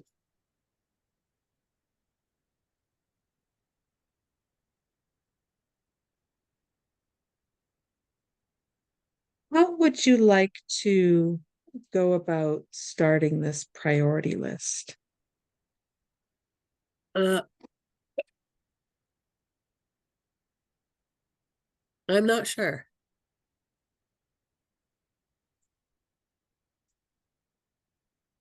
Okay, let's take a look at maybe one step. We know currently what you don't want to be doing, correct? Right. Don't want to spend money. Okay. Number one, we've ruled out, but I've heard you rule out some things you don't want to be doing.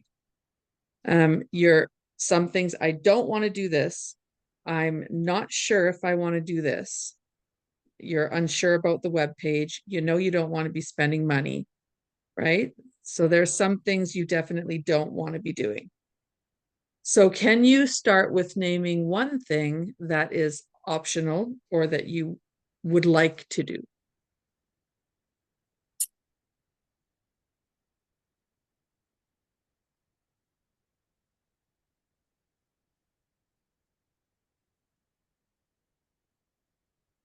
I'm not sure. Yeah, like it's just, that's the thing, is just narrowing everything down. Like what, like,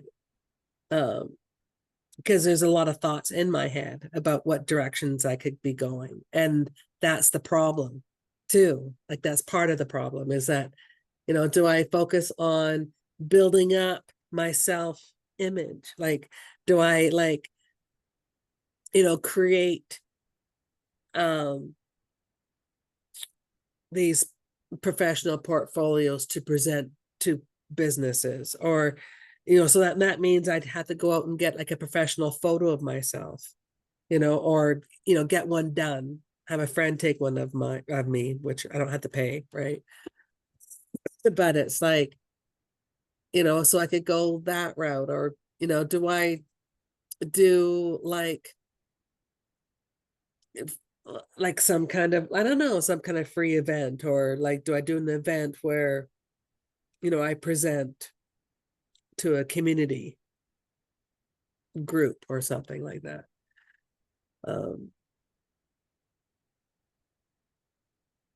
What have you been doing so far that has been working for you? Well, the library and my connection with Trail Skill Center. So I'm those sorry, I missed that. Your connection with what? Trail Skill Center, that's where I Okay. that's where I get the contracts.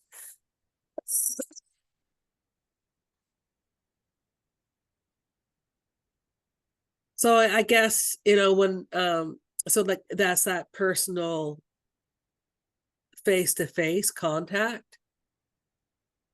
And it's just me talking about what it is I'm doing.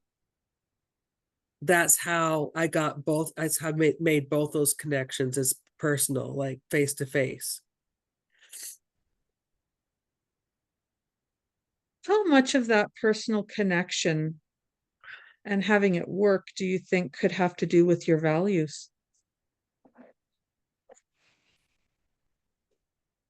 My values of what, myself, or my like value of my job, like, Could you value personal communication more than you Oh. value any other type?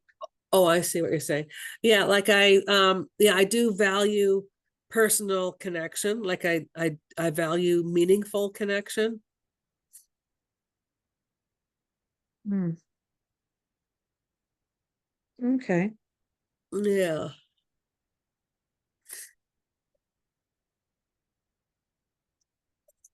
So if we take a look then at this priority list,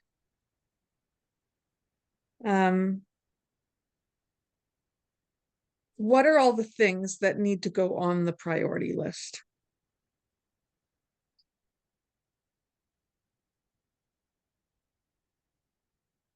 And I guess just, listing, what, so like, where am I going?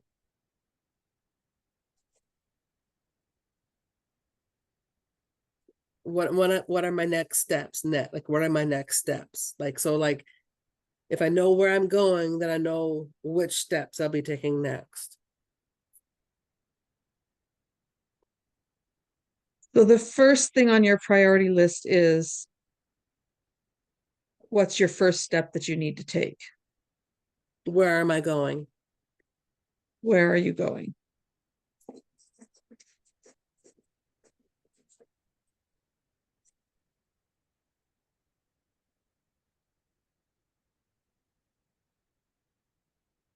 And how do you decide normally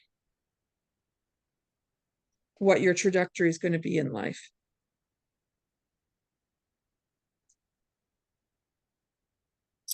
Well, I usually sit on it and pray on it, go to the water and meditate on it, and I don't usually talk to people about it.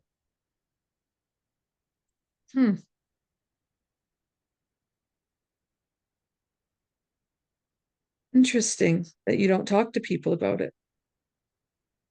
Yeah, I don't usually talk about certain things in my life because they're too valuable to me. My work is very valuable to me. What I'm doing as a coach is very meaningful. It's purposeful. And it's my dharma. So it's not something I just share with anyone. Around my business and my struggles or things that I'm happening, like I usually process it on my own.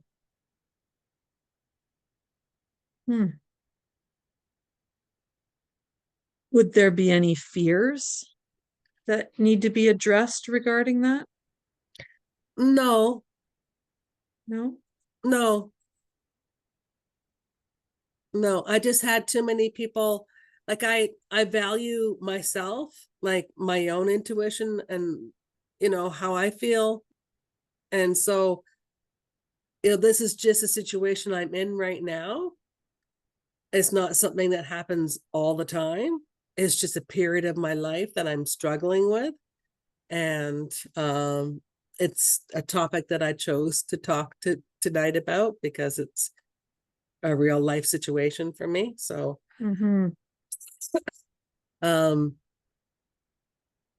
yeah, like where I feel comfortable, asking other people, I do, but this is just something that I've noticed in the last few days. So, well, thank you for bringing it up today. So I just wanted to move back to earlier when we first started talking about this. You gave concrete examples of your web page, of marketing, of things you could actually write down to prioritize. Were those the type of things you were talking about that you would want to make a list about?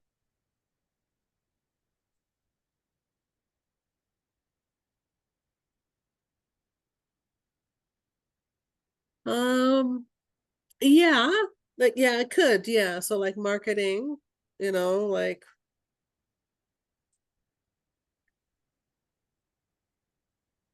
I mean, because yeah, I see my web page and Facebook as part of my marketing. And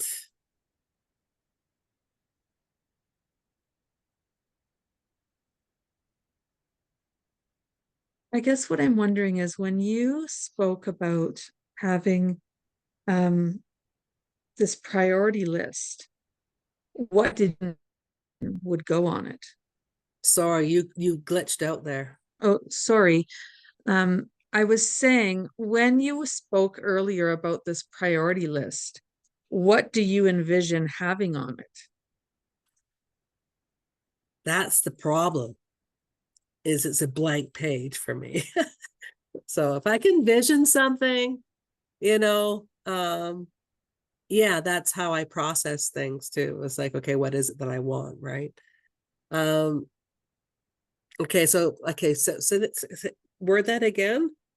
So just maybe. So with this priority list, Yeah. what do you envision going on it? What types of things would you put on it?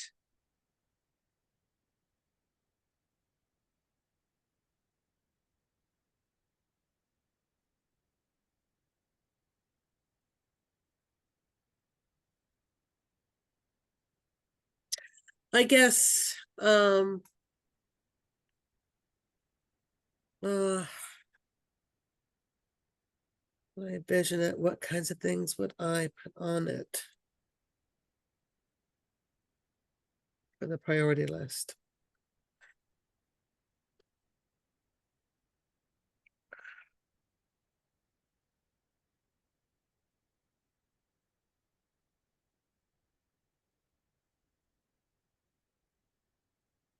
Well, I guess, what I'd have to do is I might have to do just a comparison between my sorry. Sorry. It's okay. As I might need to do a comparison between my web page and my Facebook page.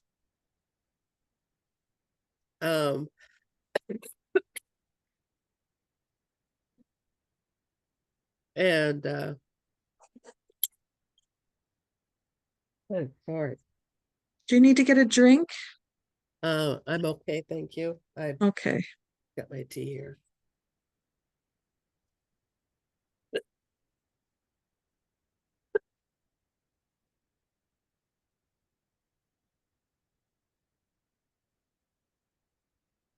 Okay. I'm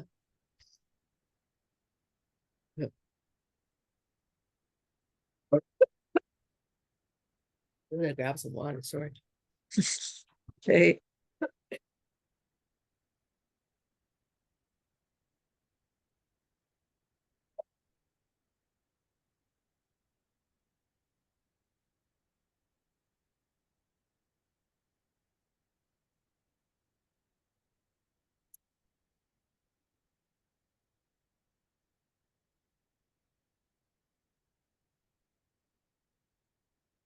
A very annoying cough. So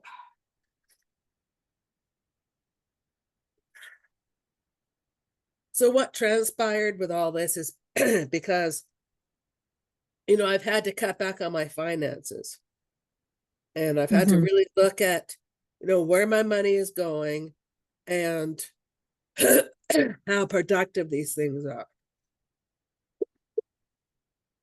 What am I getting out of investing into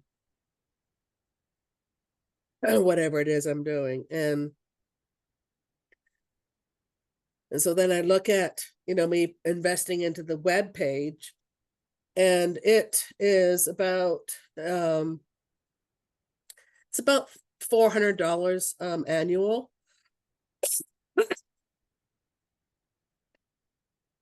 And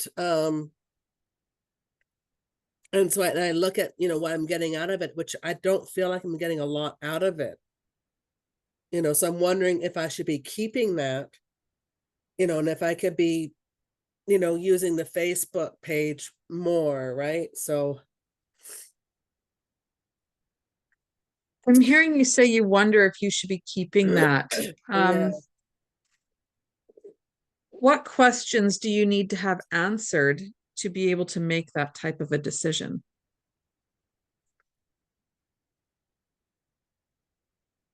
Yeah, so I guess, looking at, what the web page is giving me, I mean, it's giving me, like a bigger platform for people to go and view, right? And it's strictly for my business. So,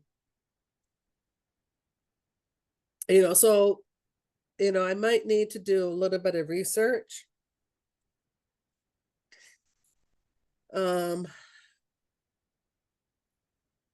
So, I guess, in making that list, it'd probably include, researching, the differences between Facebook and the web page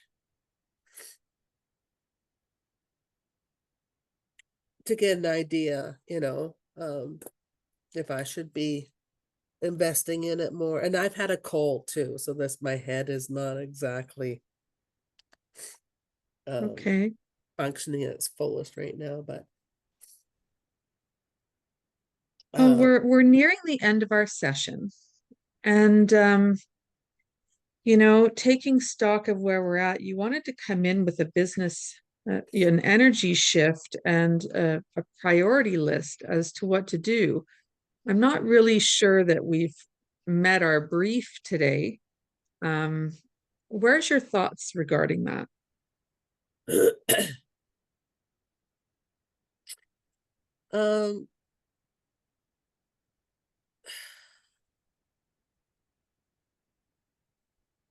Well, I think, just understanding I need to do some research. I think that's definitely moving forward. That's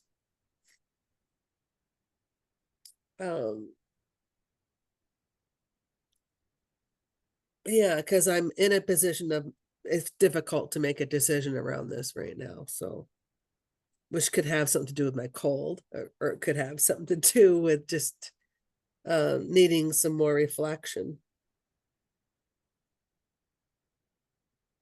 So once you do your research,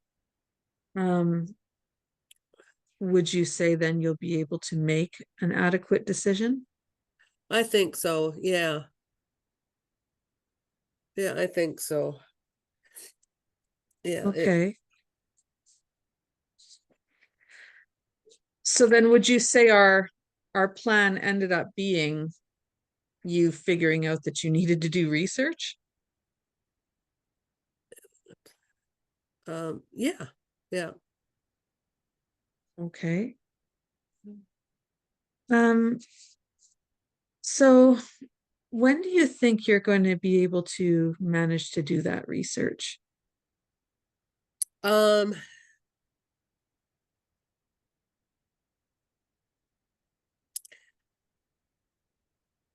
have to look at my calendar, but I would say probably by Tuesday next week. Okay. And do you think that there may be anything that could get in the way of you taking care of this to propel yourself forward in your business? No, I don't think so. That's why I mentioned Tuesday. Like, that's quite a few days away from now, because I'm going to be busy with my grandkids until until Monday, and so Tuesday I'll be back home. And I can clear some time to buckle down and look at those differences and do some comparisons, make a list of the pluses and the minuses. Okay. That sounds good. Yeah. It was really nice to see that big smile, by the way, when you talked about your grandkids there for a minute. Yeah. You really light up like, wow. Yeah. So as we come to a close, I just wanted to know if there's maybe anything that, how do I say it, that you want to acknowledge about yourself before we part.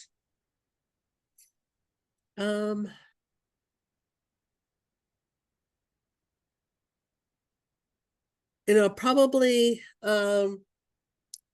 because I'm realizing, my energy as I'm talking about these things, that I'm feeling tense.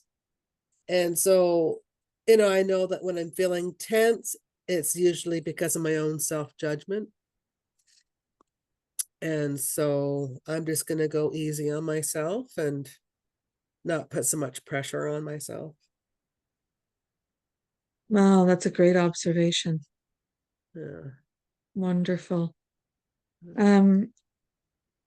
Does this feel like a good place to come to a close on this session for you?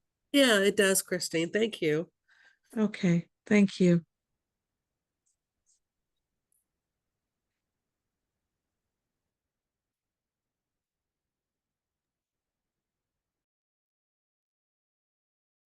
Okay.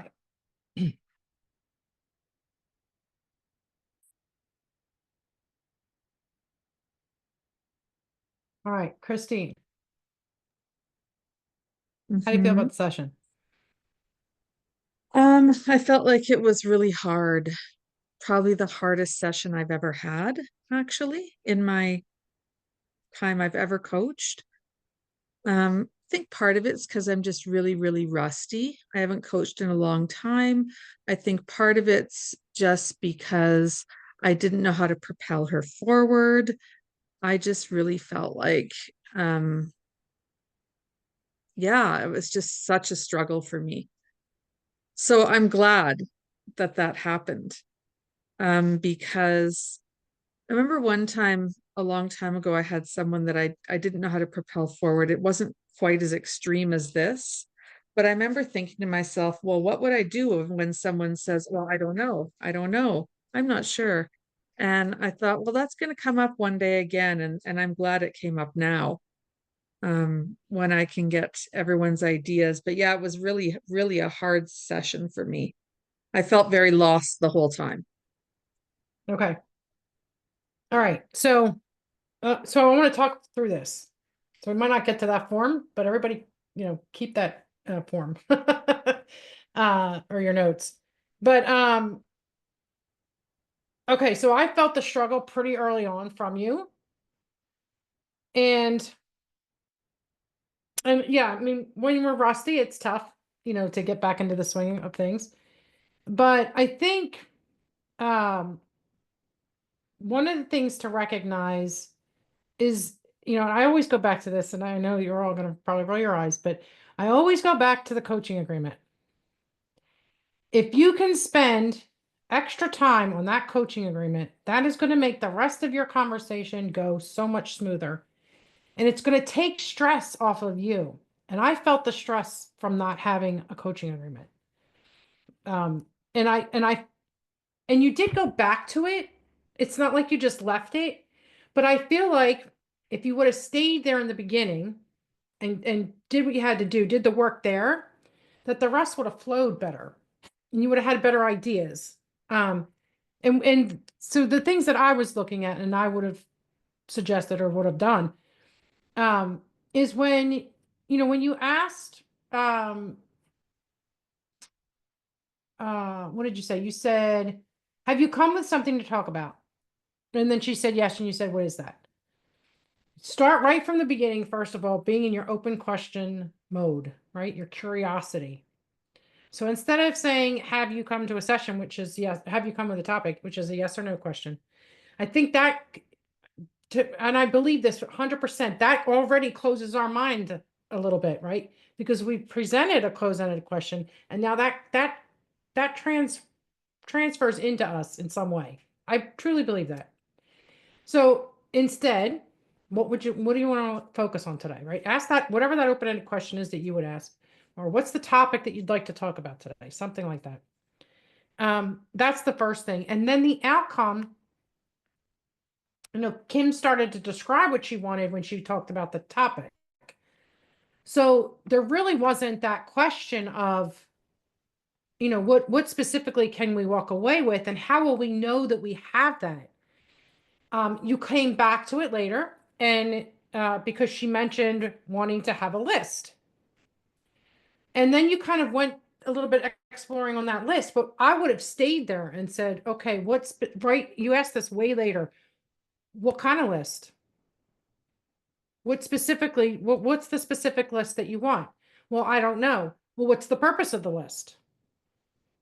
Right? If she doesn't know, then maybe she knows the purpose. And then once you state the purpose, then you can explore that purpose to get what is specifically should be on that list.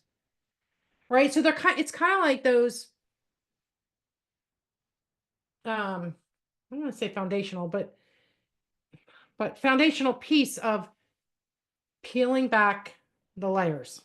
Just asking one question, another question, get a little bit deeper, and don't stray off. Don't go to a different onion to start peeling that onion. Stay right there at that onion and start peeling that one.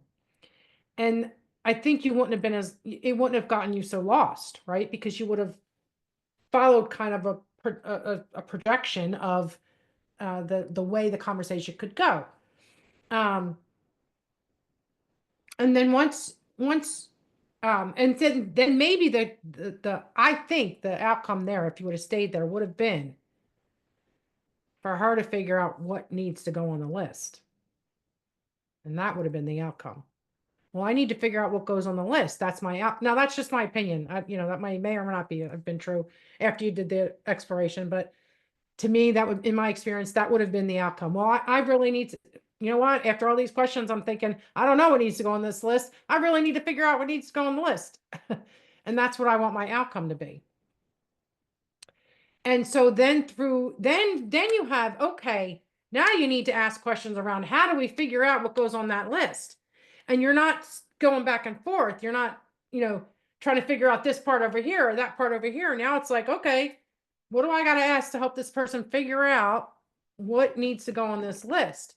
And then it's, it could be a myriad of different things. It could be like, okay, so what is the priority in your business right now? Okay. And from that might be an item that goes on the list, or whatever. Like it could have been a different pass at that point, but that would have been something for you to be able to now focus in on and structure your questions around versus the kind of the disjointed exploration that you wound up having to do because you didn't have that outcome.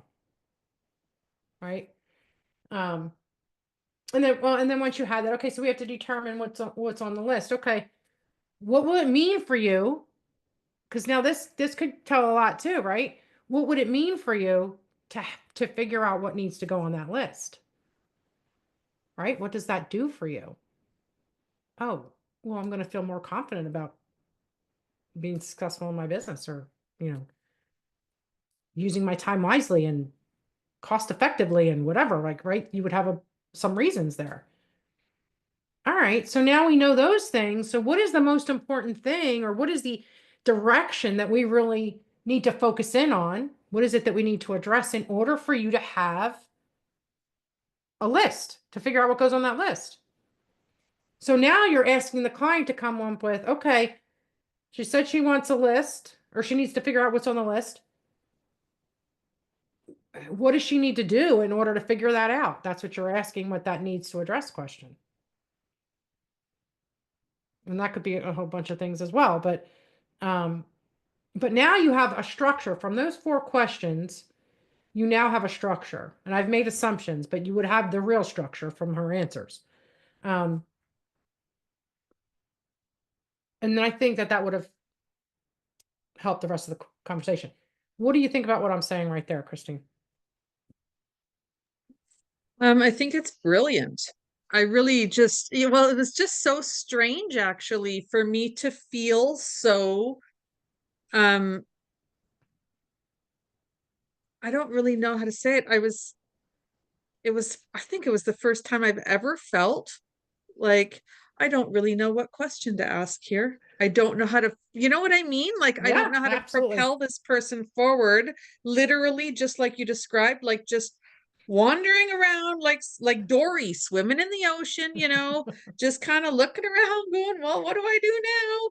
And that's exactly it. And yeah, you're right. If had I stuck there and had her realize that or eventually figure out what's the purpose of this list, and basically from that purpose, now what needs to go on this list, and oh, actually I don't know what needs to go on the list. And I mean, I think we eventually got to the place where I need to do some research, Right. but that could have happened like 20 minutes earlier. Right. And then you could And have so gotten down to action steps on what research do you specifically want to do, and when are you going to do it, and how are you going to do it? Yeah. Yeah, no, it's really good. I'm definitely going to go back and rewatch this. Good. I tend to do that, but that was interesting, and it was good to have that feedback. Thank you. Okay, good. A couple more notes. This is just in general. I want you to focus in on what I talked about already, but these are other things just to take note of. You used let's. Remember, let us is leading or directing in that moment. And you have to watch when you I forget what they're even called, but like when you go because can be negative, right? So you want to watch them, and I'm a person that does that. I'm like so I've actually had to pull back on that. So that's something you want to watch. Try not to make those types of sounds. Even one that might sound like inquiry, like just don't use them. Because they can come off as negative, sometimes judgmental, or I don't agree with you type of sounds. So watch that. And then you asked a question which was interesting. You said, would there be any fears? Which is something I picked up on. So first, that's a closed-ended question, but more importantly,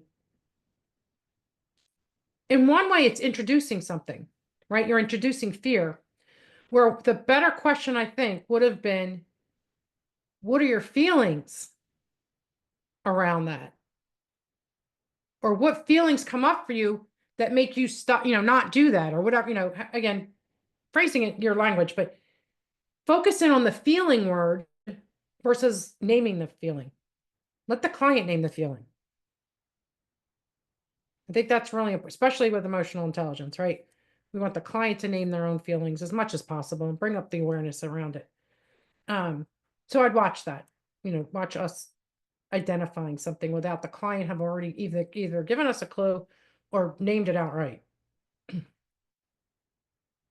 Make sense? Okay. All right. So I'm just gonna quickly, Marcy, anything to add to competency 3? I know I spent some time there, but No, I mean, I thought like in the beginning, she kind of had the focus, but I felt like where the miss was in the measurement. And I feel like that measurement would have been that piece that could have drawn it back to where they were trying to go. oh, good. All right. And then 4 was Valerie. No, I think 4 was me. Oh, sorry. 4 was Jordan. Okay. Valerie's not here, is she? Go ahead. I noticed the empathy part, I think, just at the end when she was saying when she commented on the nice smile that came up when she talks about the granddaughter. Yeah. Anything else? That was empathy also, I think, acknowledging expressions. Yeah, I mean, I don't know, because I think there was a bunch at the beginning about where Kim was describing some of the places where she feels stuck or confused, and so kind of, but I thought I heard that more as the agreement, like making the agreement about what we're Mhm. discussing or what we're going over the call more than the expression. Yeah. Yeah, I think there was times when she did acknowledge expression by the questions that she asked. She was acknowledging what Kim had expressed and then asked the question. Yes, But yeah. like the prioritization piece and Yeah. what needs to get prioritized, et cetera. Yep. Yeah. Okay.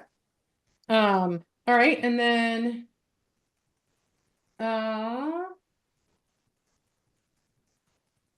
Lori, you had 5, right? Yeah, I thought Christine did really well with her silence and pauses. Yeah. Yeah, she definitely gave space. Mhm. And then I think she was coaching the agenda, what agenda they had. I think Yes. the agenda could have been stronger, but you know, and then coaching the person Mhm. as well, right? Like the fears. Although again, I would have used emotion or feeling word, not fears, not identify, but still that's coaching that person. Where's your energy currently going was a really good question. I like that a lot. I think that falls into that presence.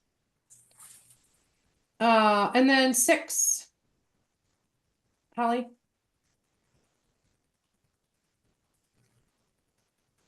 But I Oh, there you go. Oh, now you're gone. She's just muted. Oh.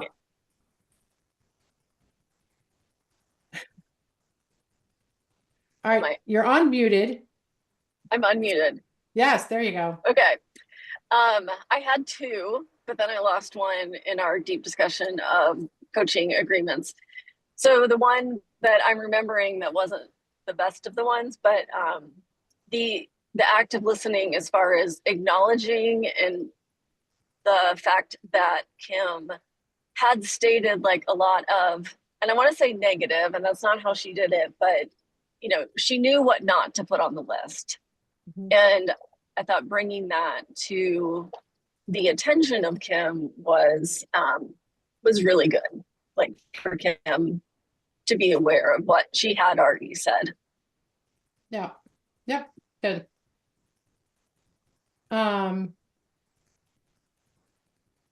I also have what questions need to be answered to be able to determine that she heard what Kim said and then she followed up with that question. I think that's what it was. That's exactly the one I forgot. Dang it. So that's like either, and it's the customizing language as well as the exploring part, perceptions, beliefs, assumptions. And then, what specifically needs to change? I hear you saying prioritizing. What does that look like? So we're exploring the client's words at that point. And then she summarized, shortly a couple times as well. Okay, and then Deanna, 7. Yes, ma'am. I've got a few here, Christina. I thought you did a fantastic job here at bringing out awareness, and what Holly was just talking about was step 1. What's your step 1? And you ruled out the things that were not working.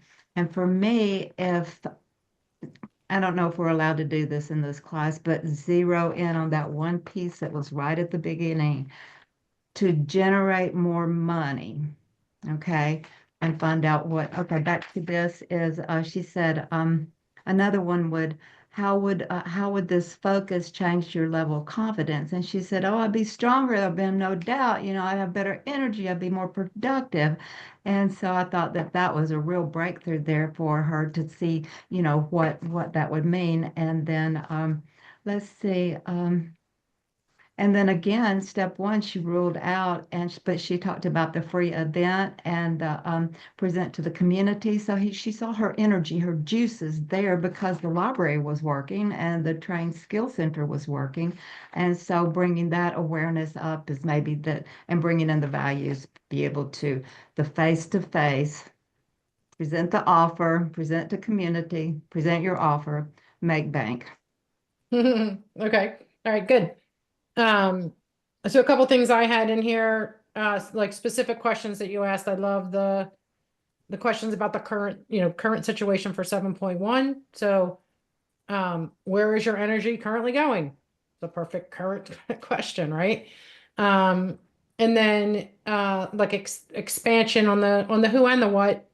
What are all the things that need to go on this list? That was a good question, and expanded on that, on that agreement that you had.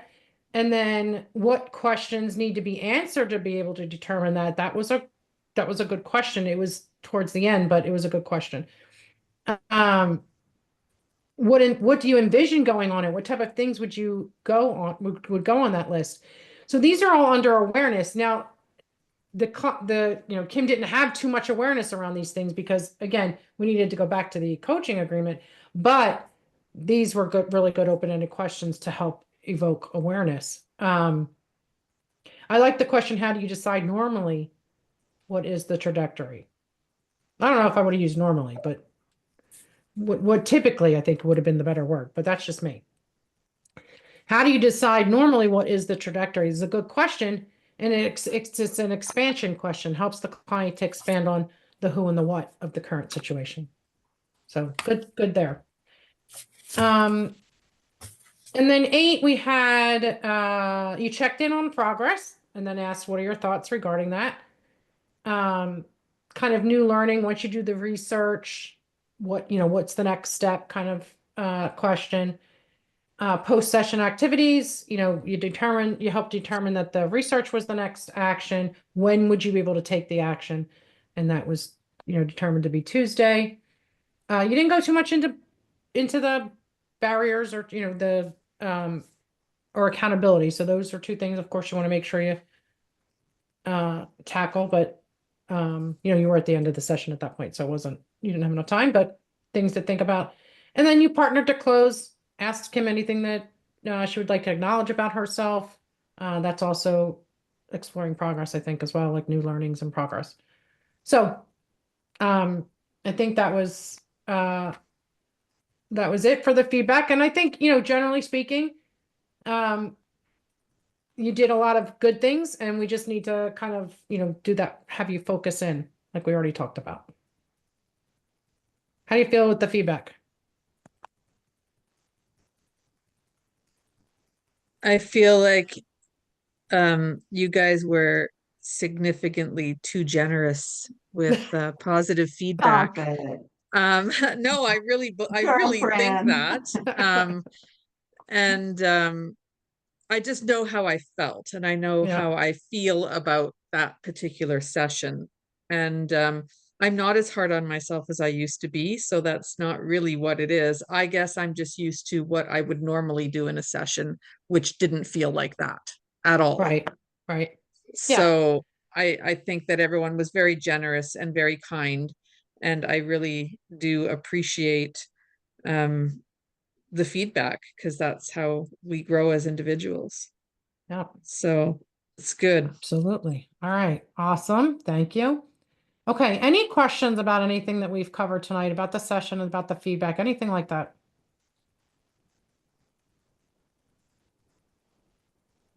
Okay.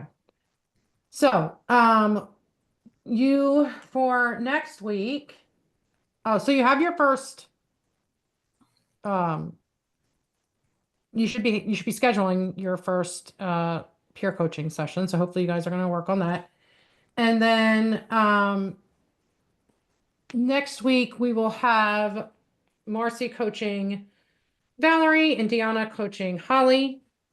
And then the what else? The homework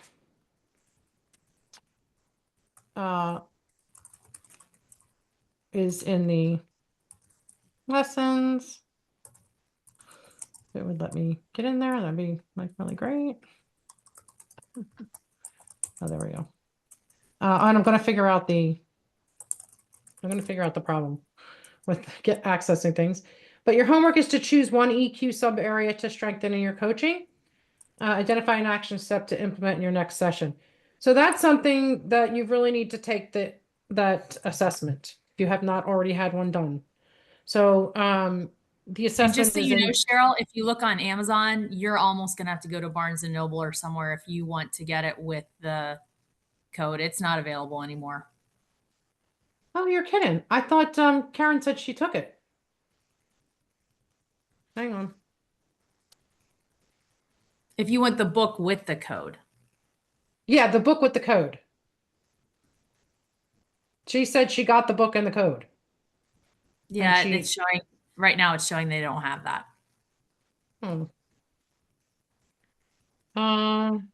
Okay.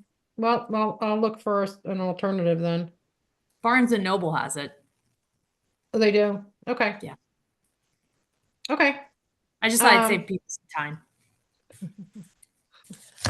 Okay. Thank you. And then what else? I think that's it. Oh, And and we you don't have coach every week, right? We just coach according to the schedule because it looks like there are some weeks that it's off. for your peer coaching. Yeah. Or when you say Right. we coach on the 20th, does that mean through the 20th through the next week? And It just means that's the schedule for this week. Whether you do it this week or next week, it's up to you Okay. guys. You just need to have them done by the end of the course. And of course you have to, be flexible in scheduling that stuff with each other. But other than that, it's fine.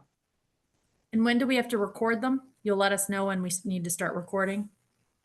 So you'll record during your one-on-one sessions, and yes, I'll let you know when to do that. Perfect. Okay.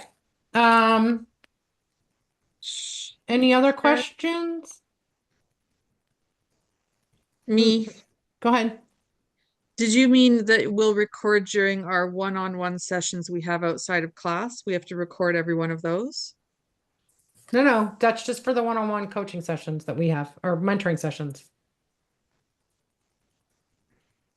Sorry, Oh, I think I'm okay. So we have to be recording people that we coach for our sessions to send to you, right? That's what you mean. For the mentoring sessions, yes. Yeah, Not your peer. You don't have to record your peer coaching sessions. Okay, thank you. Yep. Anyone else? Okay. Yes, Lori. Okay, guys. Thank you so much. Have a wonderful week. If you have questions, post them on the forum. I'll see you next week. Bye. Bye. Hiya.